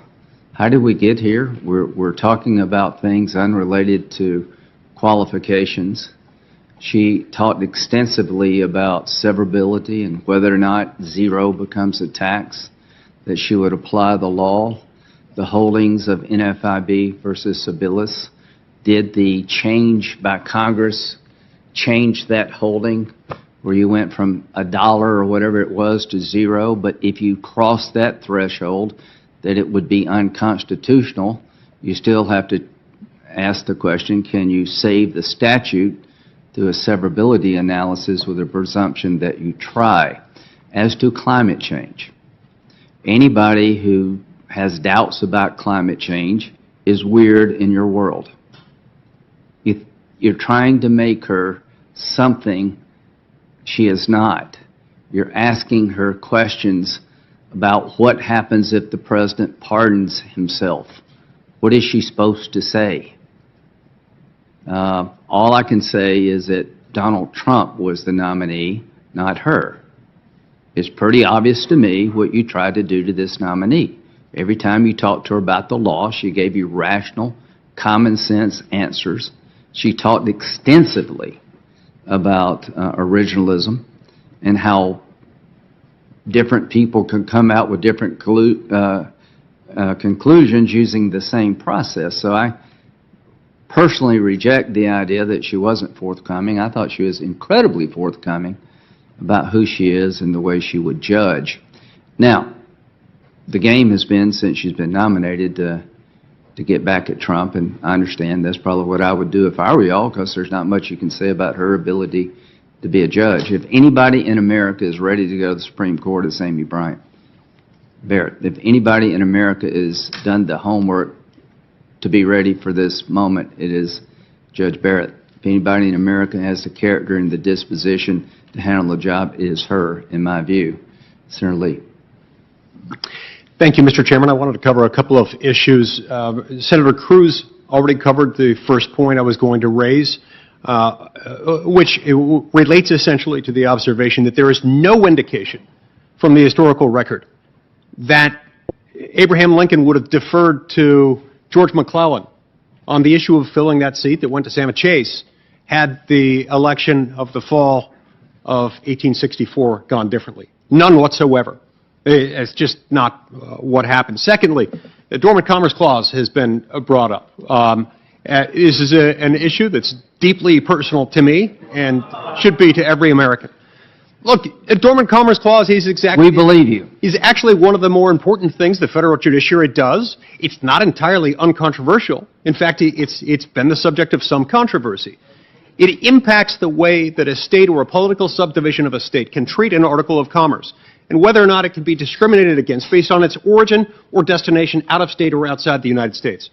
It's controversial for a number of reasons, including the fact that it ends up affecting revenue streams that states and their political subdivisions can access and how they can access them. And it's based on an interpretation of the Commerce Clause of the U.S. Constitution, one that is often understood as providing Congress with an affirmative grant of authority to regulate interstate commercial transactions and channels and instrumentalities of interstate commerce. It has also been interpreted by the courts as creating a cause of action against states, municipalities, and other political subdivisions of states in those circumstances where discrimination against interstate commerce has occurred. This is a significant thing, and to call it insignificant only highlights the fact that there are some issues and not others that some of my colleagues want to focus on. And they've wanted to focus almost exclusively on those issues. Why? Well, I don't know, perhaps in some ways to convert this nominee and other nominees into somebody who can be measured against the backdrop of a Democratic politician. If you're looking at a Democratic policymaker, Amy Coney Barrett is not a policymaker. And as far as I'm aware, she's not a Democrat. You're upset with the fact that she won't unequivocally commit, as some other nominees have, to upholding certain sacred cow precedents. But it's not as though your observation is that she lacks commitment to precedent generally. It's just that she won't commit to certain precedents that might well become subject to additional litigation in the future. It is important, moreover, to remember that elections do in fact have consequences. In the election of 2014, the American people voted, and they elected Republicans to the Senate. In the election of 2016, the American people voted, and they elected Republicans to the Senate and a Republican to the White House. In the election of 2018, which I would note here, followed immediately on the heels of, frankly, abominable treatment by members of this committee on the other side of the aisle of Brett Kavanaugh. The American people in the immediate wake of that mistreatment of Brett Kavanaugh and your manipulation of these committee hearings elected a Republican majority to the Senate. Those terms for each of those senators last 6 years. Not 2 years, not 4 years, not 5 3/4 years. 6 years. Those terms matter. And just as Ruth Bader Ginsburg herself noted in 2016, there's nothing in the Constitution that indicates that the President is no longer the President in the final term of his office. So too here. So too with U.S. Senators. Nothing that makes us less senators, depending on our proximity to our next election. Certainly there is nothing about this nominee that can be left as suggesting that she's anything other than an extraordinarily gifted jurist, who's well prepared for her service on the federal judiciary in a different capacity, instead of being on the Seventh Circuit on the Supreme Court of the United States. The fact that she won't commit to certain controversial policy positions makes her more qualified for the job, not less. Mr. Chairman. Yes, ma'am. Senator Leahy, I just wanted to respond to... Yeah, we will, but let's, you've spoken. I know, sure you can respond. Well, both of these comments by Senator Cruz and Senator Lee have invoked my name. Okay, go ahead. All right. Senator Lee, I promise you, you will be. Okay.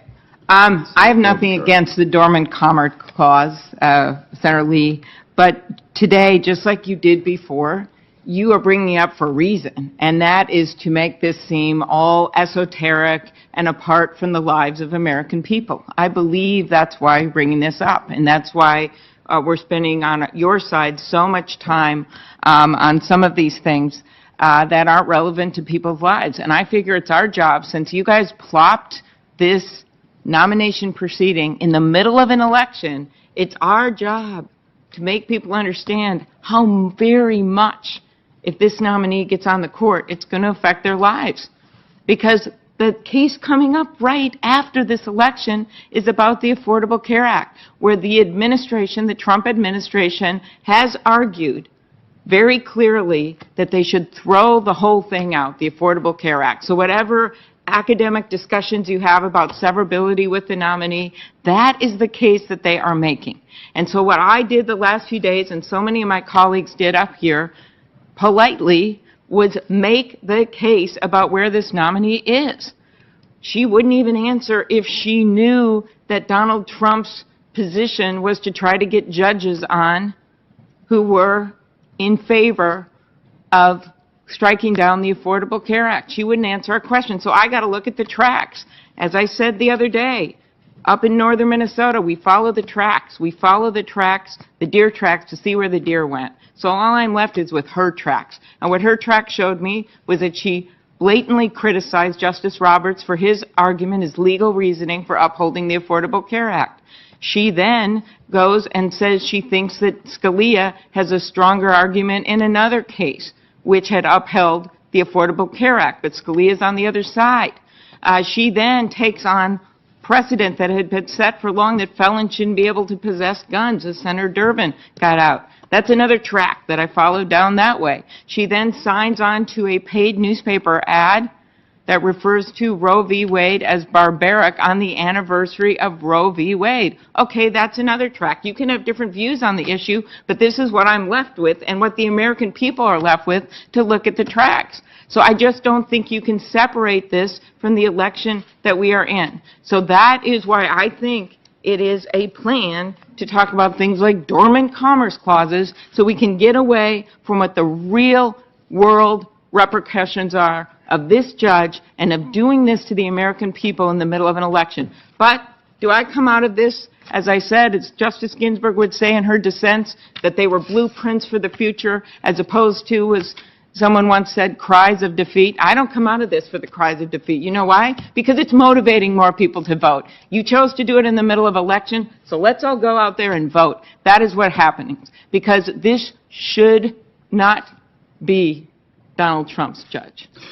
This is your country, I say to the American people, not Donald Trump's, and this should be your judge, not Donald Trump's judge, and they are watching. Thank you, and I'll recognize somebody on our side after I have a moment. We'll keep talking here. So number one, the tracks were clear to me when it came to Justice Sotomayor and Kagan. I didn't need a bloodhound to tell me where they were going to go. I understood, based on their writings and their philosophy, they would be with a liberal majority most of the time. They have been. I wasn't surprised at all. I accepted that as the outcome of President Obama's selection. But it was equally obvious to me, Senator Klobuchar, that whatever personal opinions they have, I'm sure I didn't even ask them for pro-choice. Do you think it would be hard to follow the tracks of Justice Ginsburg? She worked for the ACLU. She was a prominent, progressive thought leader. She openly talked about her pro-choice views, and she had every right to hold them. And she was true to herself. And when the Senate voted, they knew they were getting someone very special, but from a conservative point of view with a completely different philosophy. And the Senate saw the same thing in Scalia. How much tracks did you need to figure out that Scalia would be an originalist? And the bottom line with Judge Barrett, like Sotomayor and Kagan, she's somebody that a Republican would pick. Republicans generally look at people of a disposition like Judge Barrett. Democrats generally look at people of a disposition like Justice Sotomayor and Kagan. Y'all have a good chance of winning the White House. I don't know where the polls are going to be. Thank you for acknowledging that. Yeah, I think it's true. I think the public will go into the voting booth and they'll say, okay, I've seen the kind of judges Democrats will nominate. I've seen the kind of judges Republicans will nominate. And that will be important to people. I think that Judge Barrett is exactly the kind of person that you would expect any Republican president to consider. Not because there's a bunch of money to get us there, just because of who she is, the way she's lived her life, and the philosophy she espouses. So with all deference and respect to Senator Klobuchar, this is not hard to figure out. It wasn't hard for me to figure out that Sotomayor and Kagan were of a disposition different than I have, but I trusted them in the big moments to apply the law and not turn it upside down. And they have been with a liberal majority, but I don't believe they've been activist judges. I really don't. And every time they rule in some fashion that the conservatives in America don't like, I get blamed for it. Now I'm getting blamed for everything Roberts did. All I can tell you is that I found them all eminently qualified. And if Judge Barrett decides that the Affordable Care Act can stand because of severability, I don't want you to be surprised, because it's pretty obvious to me she's thinking long and hard about that. I have no idea how she will rule. So at the end of the day, I don't own what they do once they leave here. I make a judgment. Do the people before us, are they qualified by any reasonable standard of intellect and character? And the answer is yes. How did we get 96 and 97 votes for Scalia and Ginsburg? That was the analysis, was qualifications.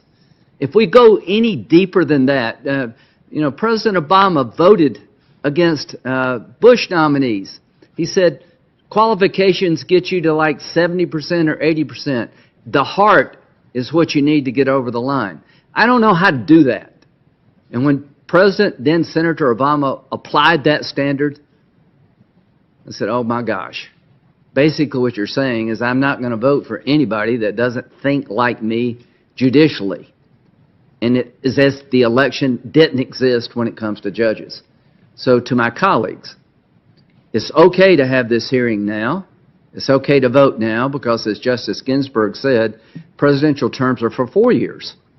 And I want every American to think long and hard about who would you like to be on the court, knowing the difference between the party preferences. That, to me, is more important today than it's ever been. And with that, I'll yield to Senator Lee. And then I'd like to be recognized. And you will be next. You're on deck. You're on deck. Senator Klobuchar, you're actually making the point that I'm trying to make.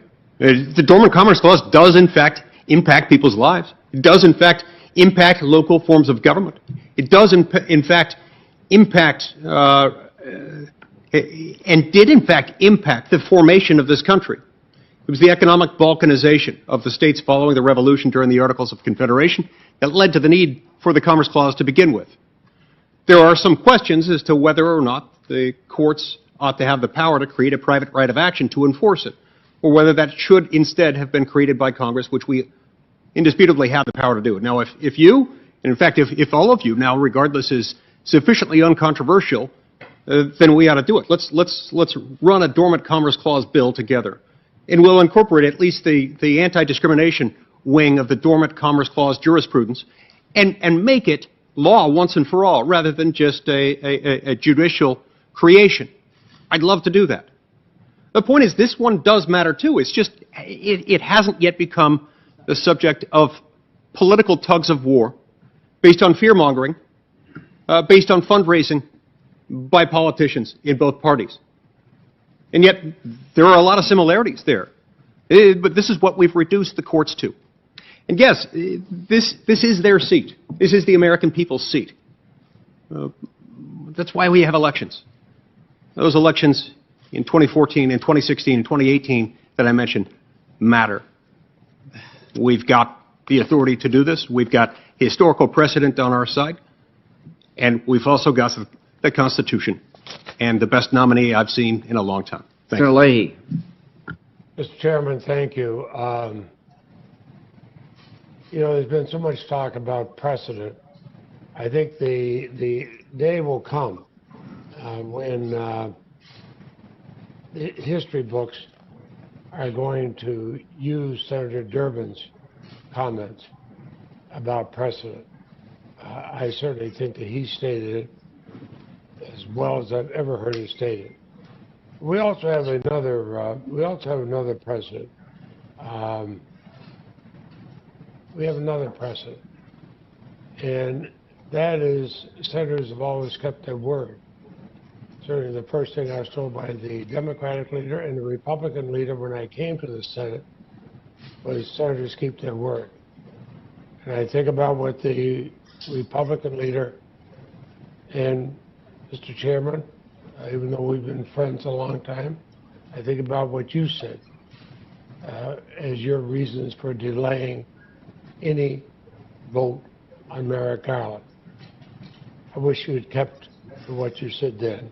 You haven't. Now, the committee may not be through the confirmation with Judge Barrett, but we're now officially through the looking glass.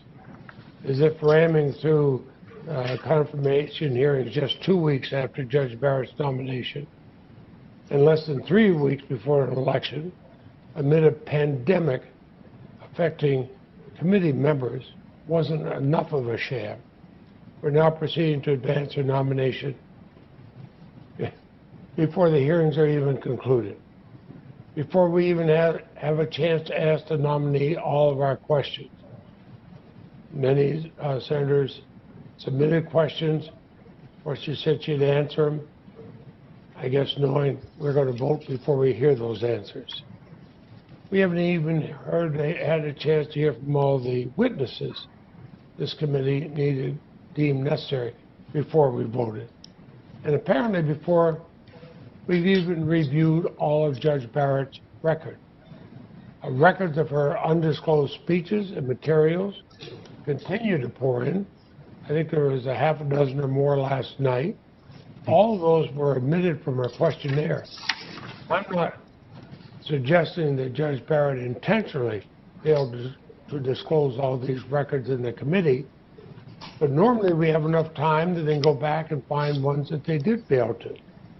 And I'm absolutely suggesting that the mad rush to confirm her has predictably come up with that. So there is no reason why these deficiencies can't be cured. There's no reason why this nomination can't be delayed. If President Trump wins re-election in a couple of weeks, well, then take up Judge Barrett's nomination in January. That process would be legitimate. This one is not. In fact, this process is a caricature of illegitimacy. The fact that we had a nominee before Justice Ginsburg was even buried in order to jam this election through, this nomination through before the election, that's a mark on the United States Senate, and it'll be a mark of a process of callous political power grab. Now, it's no secret why President Trump is so desperate to install Judge Barrett before the election. President Trump is always one to say the quiet part out loud, often very loudly. He said he expects his nominee to side with him in any election-related dispute. He's made it impossible for Americans not to question Judge Barrett's impartiality if she has to vote on such a case as a justice. And so I find it incredibly disappointing. She declined to commit to recuse herself from any election-related disputes. If she decides in the president's favor in any election-related dispute, it's going to cause grievous harm to both the court and indeed our democracy. A judge should not place the integrity of either in such jeopardy. I worry about what is happening in these processes, that we are going to diminish the respect that all Americans should have for our federal judiciary. And it gets even worse. Republicans have another horse in the race, their lawsuit to strike down the Affordable Care Act on November 10th. The President and the Republican attorneys general do not just want to strike down some of the ACA, they want to strike down all of it. And almost every Republican on this committee has joined in those briefs. Republicans on this committee have tried for years to overturn the Affordable Care Act, both in Congress and in the courts. Something that so many millions of Americans with pre-existing conditions worry about. But now they think they have an opportunity with Judge Barrett. Certainly President Trump has said that's what's expected. She's repeatedly criticized the constitutionality and legality of the law. She's never defended it. That she's been very clear, very outspoken about. So that's why we're here today. I think Republicans see an opportunity to wildly swing the balance of the court for decades instead of having a court where both Democrats and Republicans could look at it and think it's going to be even-handed. I've voted for more Republican judges since I've been in the Senate than probably anybody on this committee. I believe in an even-handed federal judiciary. I don't believe in a president of the United States backed by Republicans in the U.S. Senate saying, we're going to say which way the court is going to go. In fact, that's why Republicans have gone back on their word about giving the American people a voice. When President Obama nominated the eminently qualified Judge Merrick Garland 10 months before an election, not 10 weeks, 10 months before an election. Merrick Garland, a person with many Republicans who served on this committee, said they would vote for until the Republican leader told them to shut up. And that's why Republicans are diminishing the committee and the Senate into a mindless rubber stamp now. There's really no way to gloss over how wrong and base this process is. The damage inflicted in the wake of this outrageous power grab is going to be considerable, perhaps even irreparable, both to the U.S. Senate and to the federal judiciary. It doesn't have to be this way. This doesn't have to be the story of Judge Barrett's nomination. It's what Republicans have chosen. Certainly, you could have waited till the election was over and then gone for it. But in their pursuit of raw power, the drive to deprive millions of Americans of their basic health care protection, Republicans are willing to shred every principle this place once stood for. I always thought of the Senate as being the conscience of the nation, or a violation of the conscience. I see what for what it is. The American people, I hope, will too. Thank you. Thanks, Senator Lay. Anybody else? Senator, Thank you, Mr. I'll make Chairman. sure everybody gets to speak. Since it's my motion, I'm going to ask to speak for a second time, if I may. You may. Thank you, Mr. Chairman.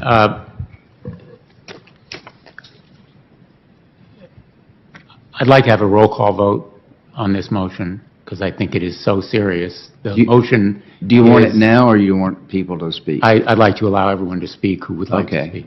Okay. And I thank you for this opportunity. You know,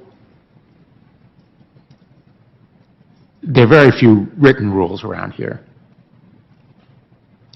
The most important rules are the unwritten ones. The most important of those rules is you keep your word. We all know that the United States Senate works, and our democracy really works, because people keep their promises. Members of this committee, on the other side, promised when Merrick Garland's nomination was given no hearing, no vote, members would not even meet with him, that never would a Supreme Court nominee be considered during an election year. You were breaking that word. And with all the rhetoric about precedent and history and everything else, and about the wrong direction that the Senate is going, in essence, you're taking another step in that direction. we sought on our side to bring into this room real people who would be affected by this nomination. We couldn't bring them to the hearing room as witnesses. We couldn't have them be present here because we are in the midst of a pandemic and we should be dealing with that health crisis instead of considering the nomination of someone who has said in effect that our present health law should be struck down. But we put them in the room here and we saw their faces and voices. Natalie Barton, whose brother was killed in Newtown and who wants common sense, sensible gun violence prevention laws that this nominee has indicated she's antithetical to upholding. Kristen and Michael Song, whose son perished as a result of the lack of safe storage of a firearm, and who wants a safe storage law, Ethan's law, nationally. Veterans who want emergency risk protection orders so that their friends and fellow veterans will not commit suicide because they should have weapons taken away if they're going to use them to commit suicide. I wish I had a nickel for every time I've heard this term, elections have consequences. We all know elections have consequences. What we are seeing here is an exercise of just raw political power. You're moving ahead with this nomination because you can, but might does not make right. And the American people put us here to do what we think is right. And in your hearts, you know that what's happening here is not right. It's not normal. So the real people eventually will judge us. History will haunt this raw exercise of political power that threatens to strike down protection for people with pre-existing conditions, including now COVID-19, as well as heart disease, asthma, cancer. About half of all Americans, at least half the people in Connecticut, 1.5 million, 130 million across the country suffer from those pre-existing conditions. Their lives are at stake. And that's why I brought into this room Connor Curran, who suffers from a disease that would have killed him by now without the Affordable Care Act.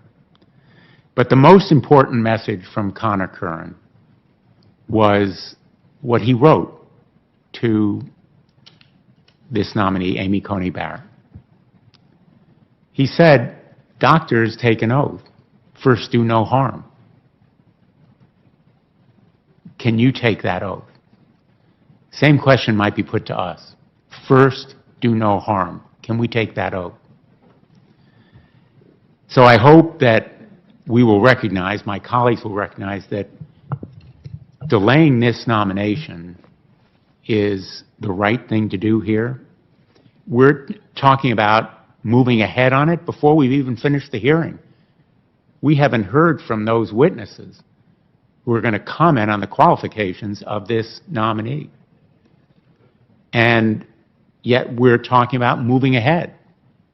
Mr. Chairman, would the senator yield to a question? Well, I'm going to be finished in about a minute. Would you yield to a question when you're finished? Yield at that point. I just close by saying there's more information that's coming out every day. As I mentioned, CNN disclosed last night additional statements and speeches and talks, which is one of the reasons why I made this motion. There's more to be learned here. We have an opportunity and an obligation to scrutinize this nominee for a lifetime appointment to the highest court in the land. And what's really insulting to the nominee is the President has in effect said he wants to put her on the court as a result of this rush process so she can decide his election. She refused to commit. She would recuse herself from sitting on that case, and that eventually will do grave harm to the court itself, to leave that question unanswered for the American people. And as we know, and she said it, the orders of the Supreme Court are not self-enforcing. The Supreme Court has no armies, no police force. Its authority depends on the trust and faith of the American people in its legitimacy. I revere the Supreme Court. I was a law clerk there. I've argued cases in front of it, including both Justice Scalia and Justice Ginsburg. Both gave me an equally tough time, but I trusted that they were going to take a position based on the law. We do grave damage to the Supreme Court by politicizing it in this way. And so I ask my colleagues to vote aye on this motion and delay indefinitely the proceedings on this nominee. Now, would the senator yield to a question, Mr. Chairman? Senator, you know how much I respect you. I appreciate that. I know you know that.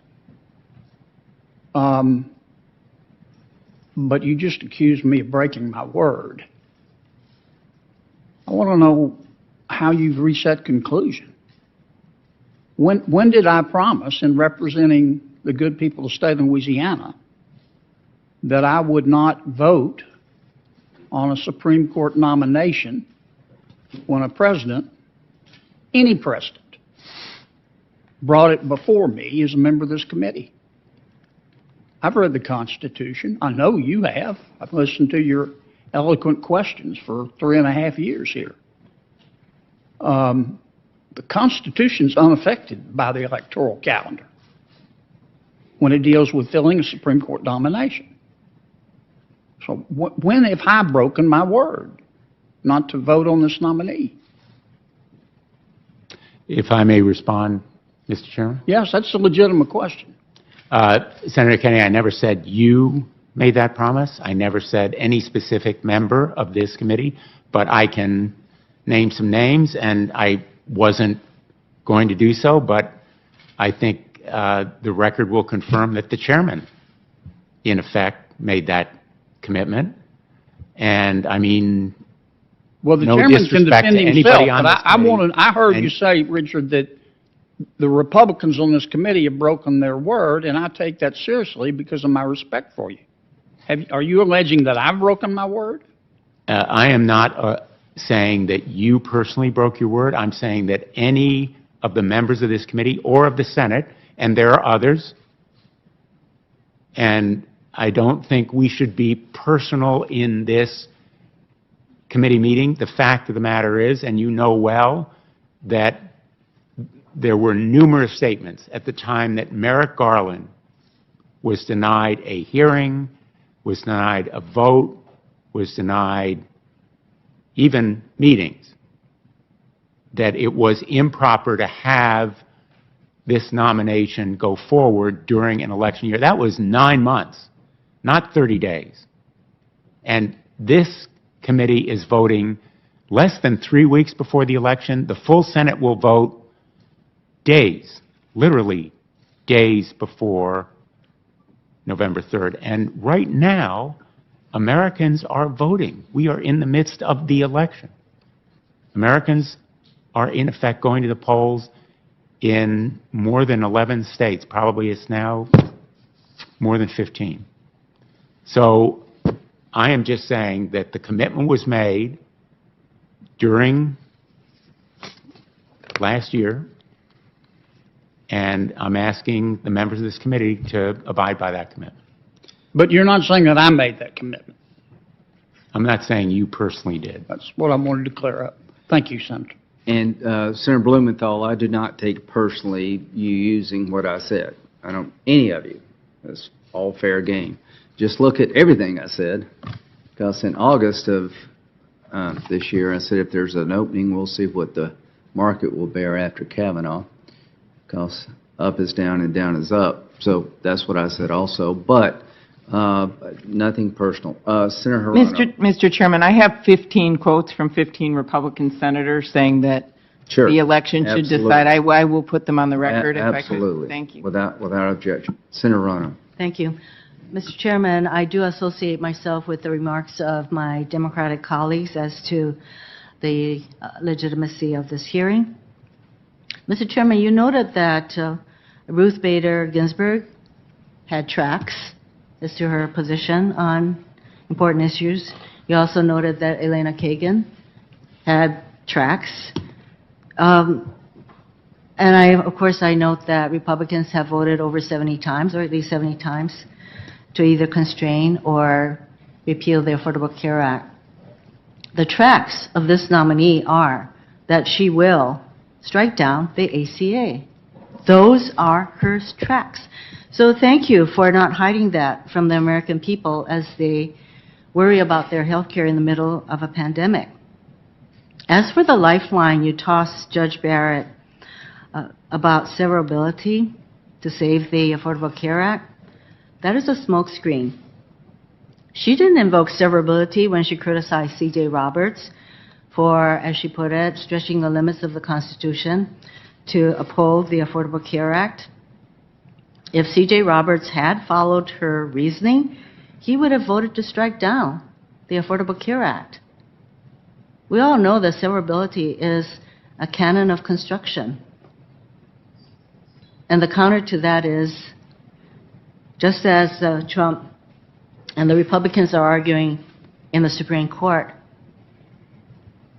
nothing in the Affordable Care Act can be severed so as to sustain it. And that is why we are so concerned why she's being rushed in this process. Thank you. Thank you. Senator Coons, then Booker, then Feinstein, and anybody over here. Thank you, Mr. Chairman. Mr. Chairman, sorry, Mr. Coons, could you just redo that order and say Coons, Feinstein, Booker? No, Coons, Feinstein, Booker. Oh, I'm sorry. Coons, Booker, Feinstein. Cornyn will be after Senator Coons. I'm happy to defer to the ranking member. Chair.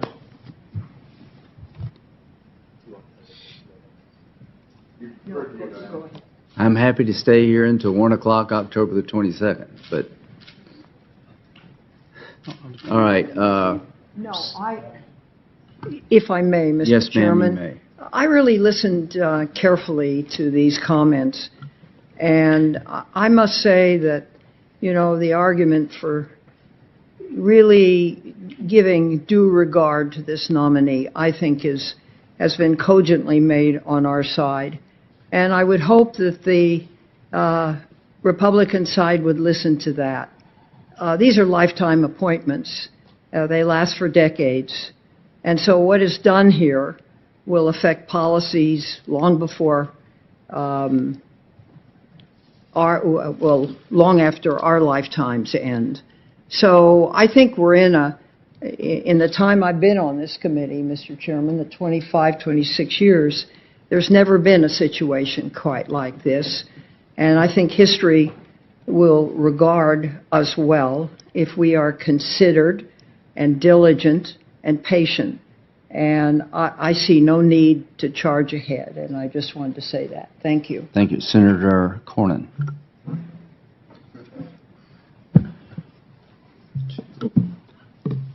Mr. Chairman, during my opening statement, I quoted James Manley, who we all remember worked for Harry Reid for many years. And he was quoted as saying on this nomination, "The groups want blood. Democrats on and off the committee want a real fight." Well, I guess this is what passes for a real fight.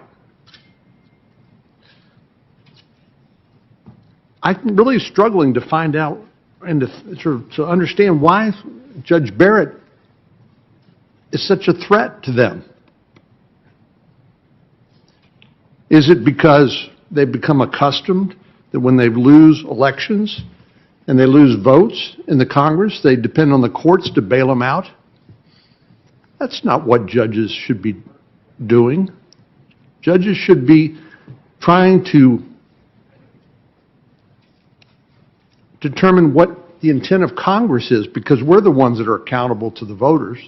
They are not, by definition, by the fact they have lifetime tenure. That's why it's so important to have judges like Amy Coney Barrett.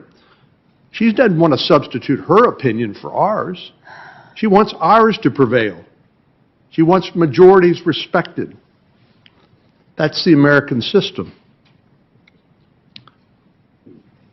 So I think a lot of the arguments, and maybe it's just so obvious, nobody needs me or wants me to say it, but all these straw men they keep raising, this tacitly, well, the unspoken accusation against Judge Barrett is she's going to violate her judicial oath.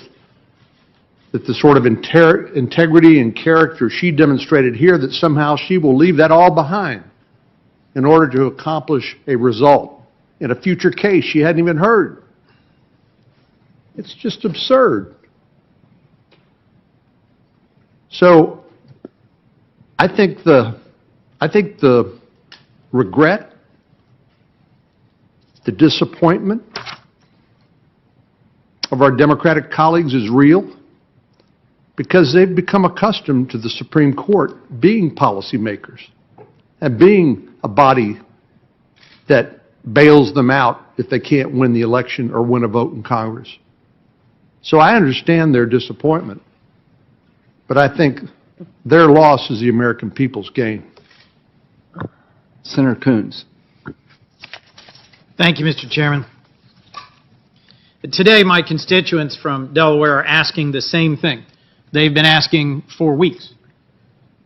In this particular context, the question is, and I got one just while we were sitting here, why is the Senate Judiciary Committee meeting to race through your process and this confirmation when the Senate itself isn't in session? I was delayed a few minutes this morning because I went and got tested for COVID by the Senate physician, so that I can return with some confidence to my family this evening that I haven't picked it up while here. The Senate of the United States is not in session because we have an outbreak amongst senators. And I am not confident we've provided for senators, for staff, for the White House, frankly, for the American people. My little state is just 900,000 people. And how many people filed new unemployment claims last week? Almost exactly 900,000 people. My hope is that we will get back to the work of trying to deliver the relief small businesses, Americans, those unemployed, those infected desperately need. But I've worked hard to bring the voices of real Delawareans into this discussion, because it's easy to miss in the seemingly abstract conversations about things that really matter to lawyers, like the Dormant Commerce Clause, and I look forward to our long-delayed debate on that, Senator Lee. Conversations about originalism, precedent, stare decisis, about what is or isn't the precedent either for this committee, for confirmations, or for the Supreme Court, can leave the millions of Americans struggling in the middle of this pandemic and the recession that I would argue is made worse by the bungled mishandling of this pandemic by our president, a little cold. I am gravely concerned, Mr. Chairman, that you and the majority are standing on the edge of a precipice of pushing through a nominee in a way you yourself said was unthinkable 2 years ago in the last days of the last quarter of this presidency. We are 19 days from the presidential election. A majority of states are voting. People stood outside for 10 hours in Georgia yesterday. That's the good news. I think they are that determined to vote. We heard repeatedly from the nominee that she has no agenda. But I'll tell you, the agenda of President Trump in choosing her and the agenda of the Republican majority in racing forward with this confirmation, that is clear. My colleague from Illinois said that this process has turned into something that your average American has real trouble discerning what's going on. We keep asking earnest questions. The nominee keeps declining to answer them in any substantive or meaningful way. And we do have to ask ourselves, is there any path towards getting a confirmation process in this body back onto a real and a rational footing? But we are about to have a vote in this committee, and that's why I will support my colleague from Connecticut's motion, where we haven't even heard from the last panel of witnesses today. We haven't even heard responses to the questions for the record. This is in unprecedented context and with unprecedented speed. You don't convene a Supreme Court confirmation hearing in the middle of a pandemic while the Senate's on recess, while voting has already started in a presidential election in a majority of states because we are simply concerned about abstract ideas or the neutral application of law. And you don't mangle and mishandle my predecessor and attribute to him some rule and then restate that rule as the McConnell rule and then ignore it and then state up is down and down is up when nothing could be further from the truth. This is not on the level. You don't go against your own promise after you've already claimed as a matter of high principle justices shouldn't be confirmed in election, and after you've already blockaded a centrist, competent, highly qualified nominee for exactly that reason, because you solely care about methodology. This is about the president's disastrous response to a pandemic and a decade-long unfilled pledge embodied in one party's platform to overturn protections for a majority of Americans in the middle of a pandemic. As my Democratic colleagues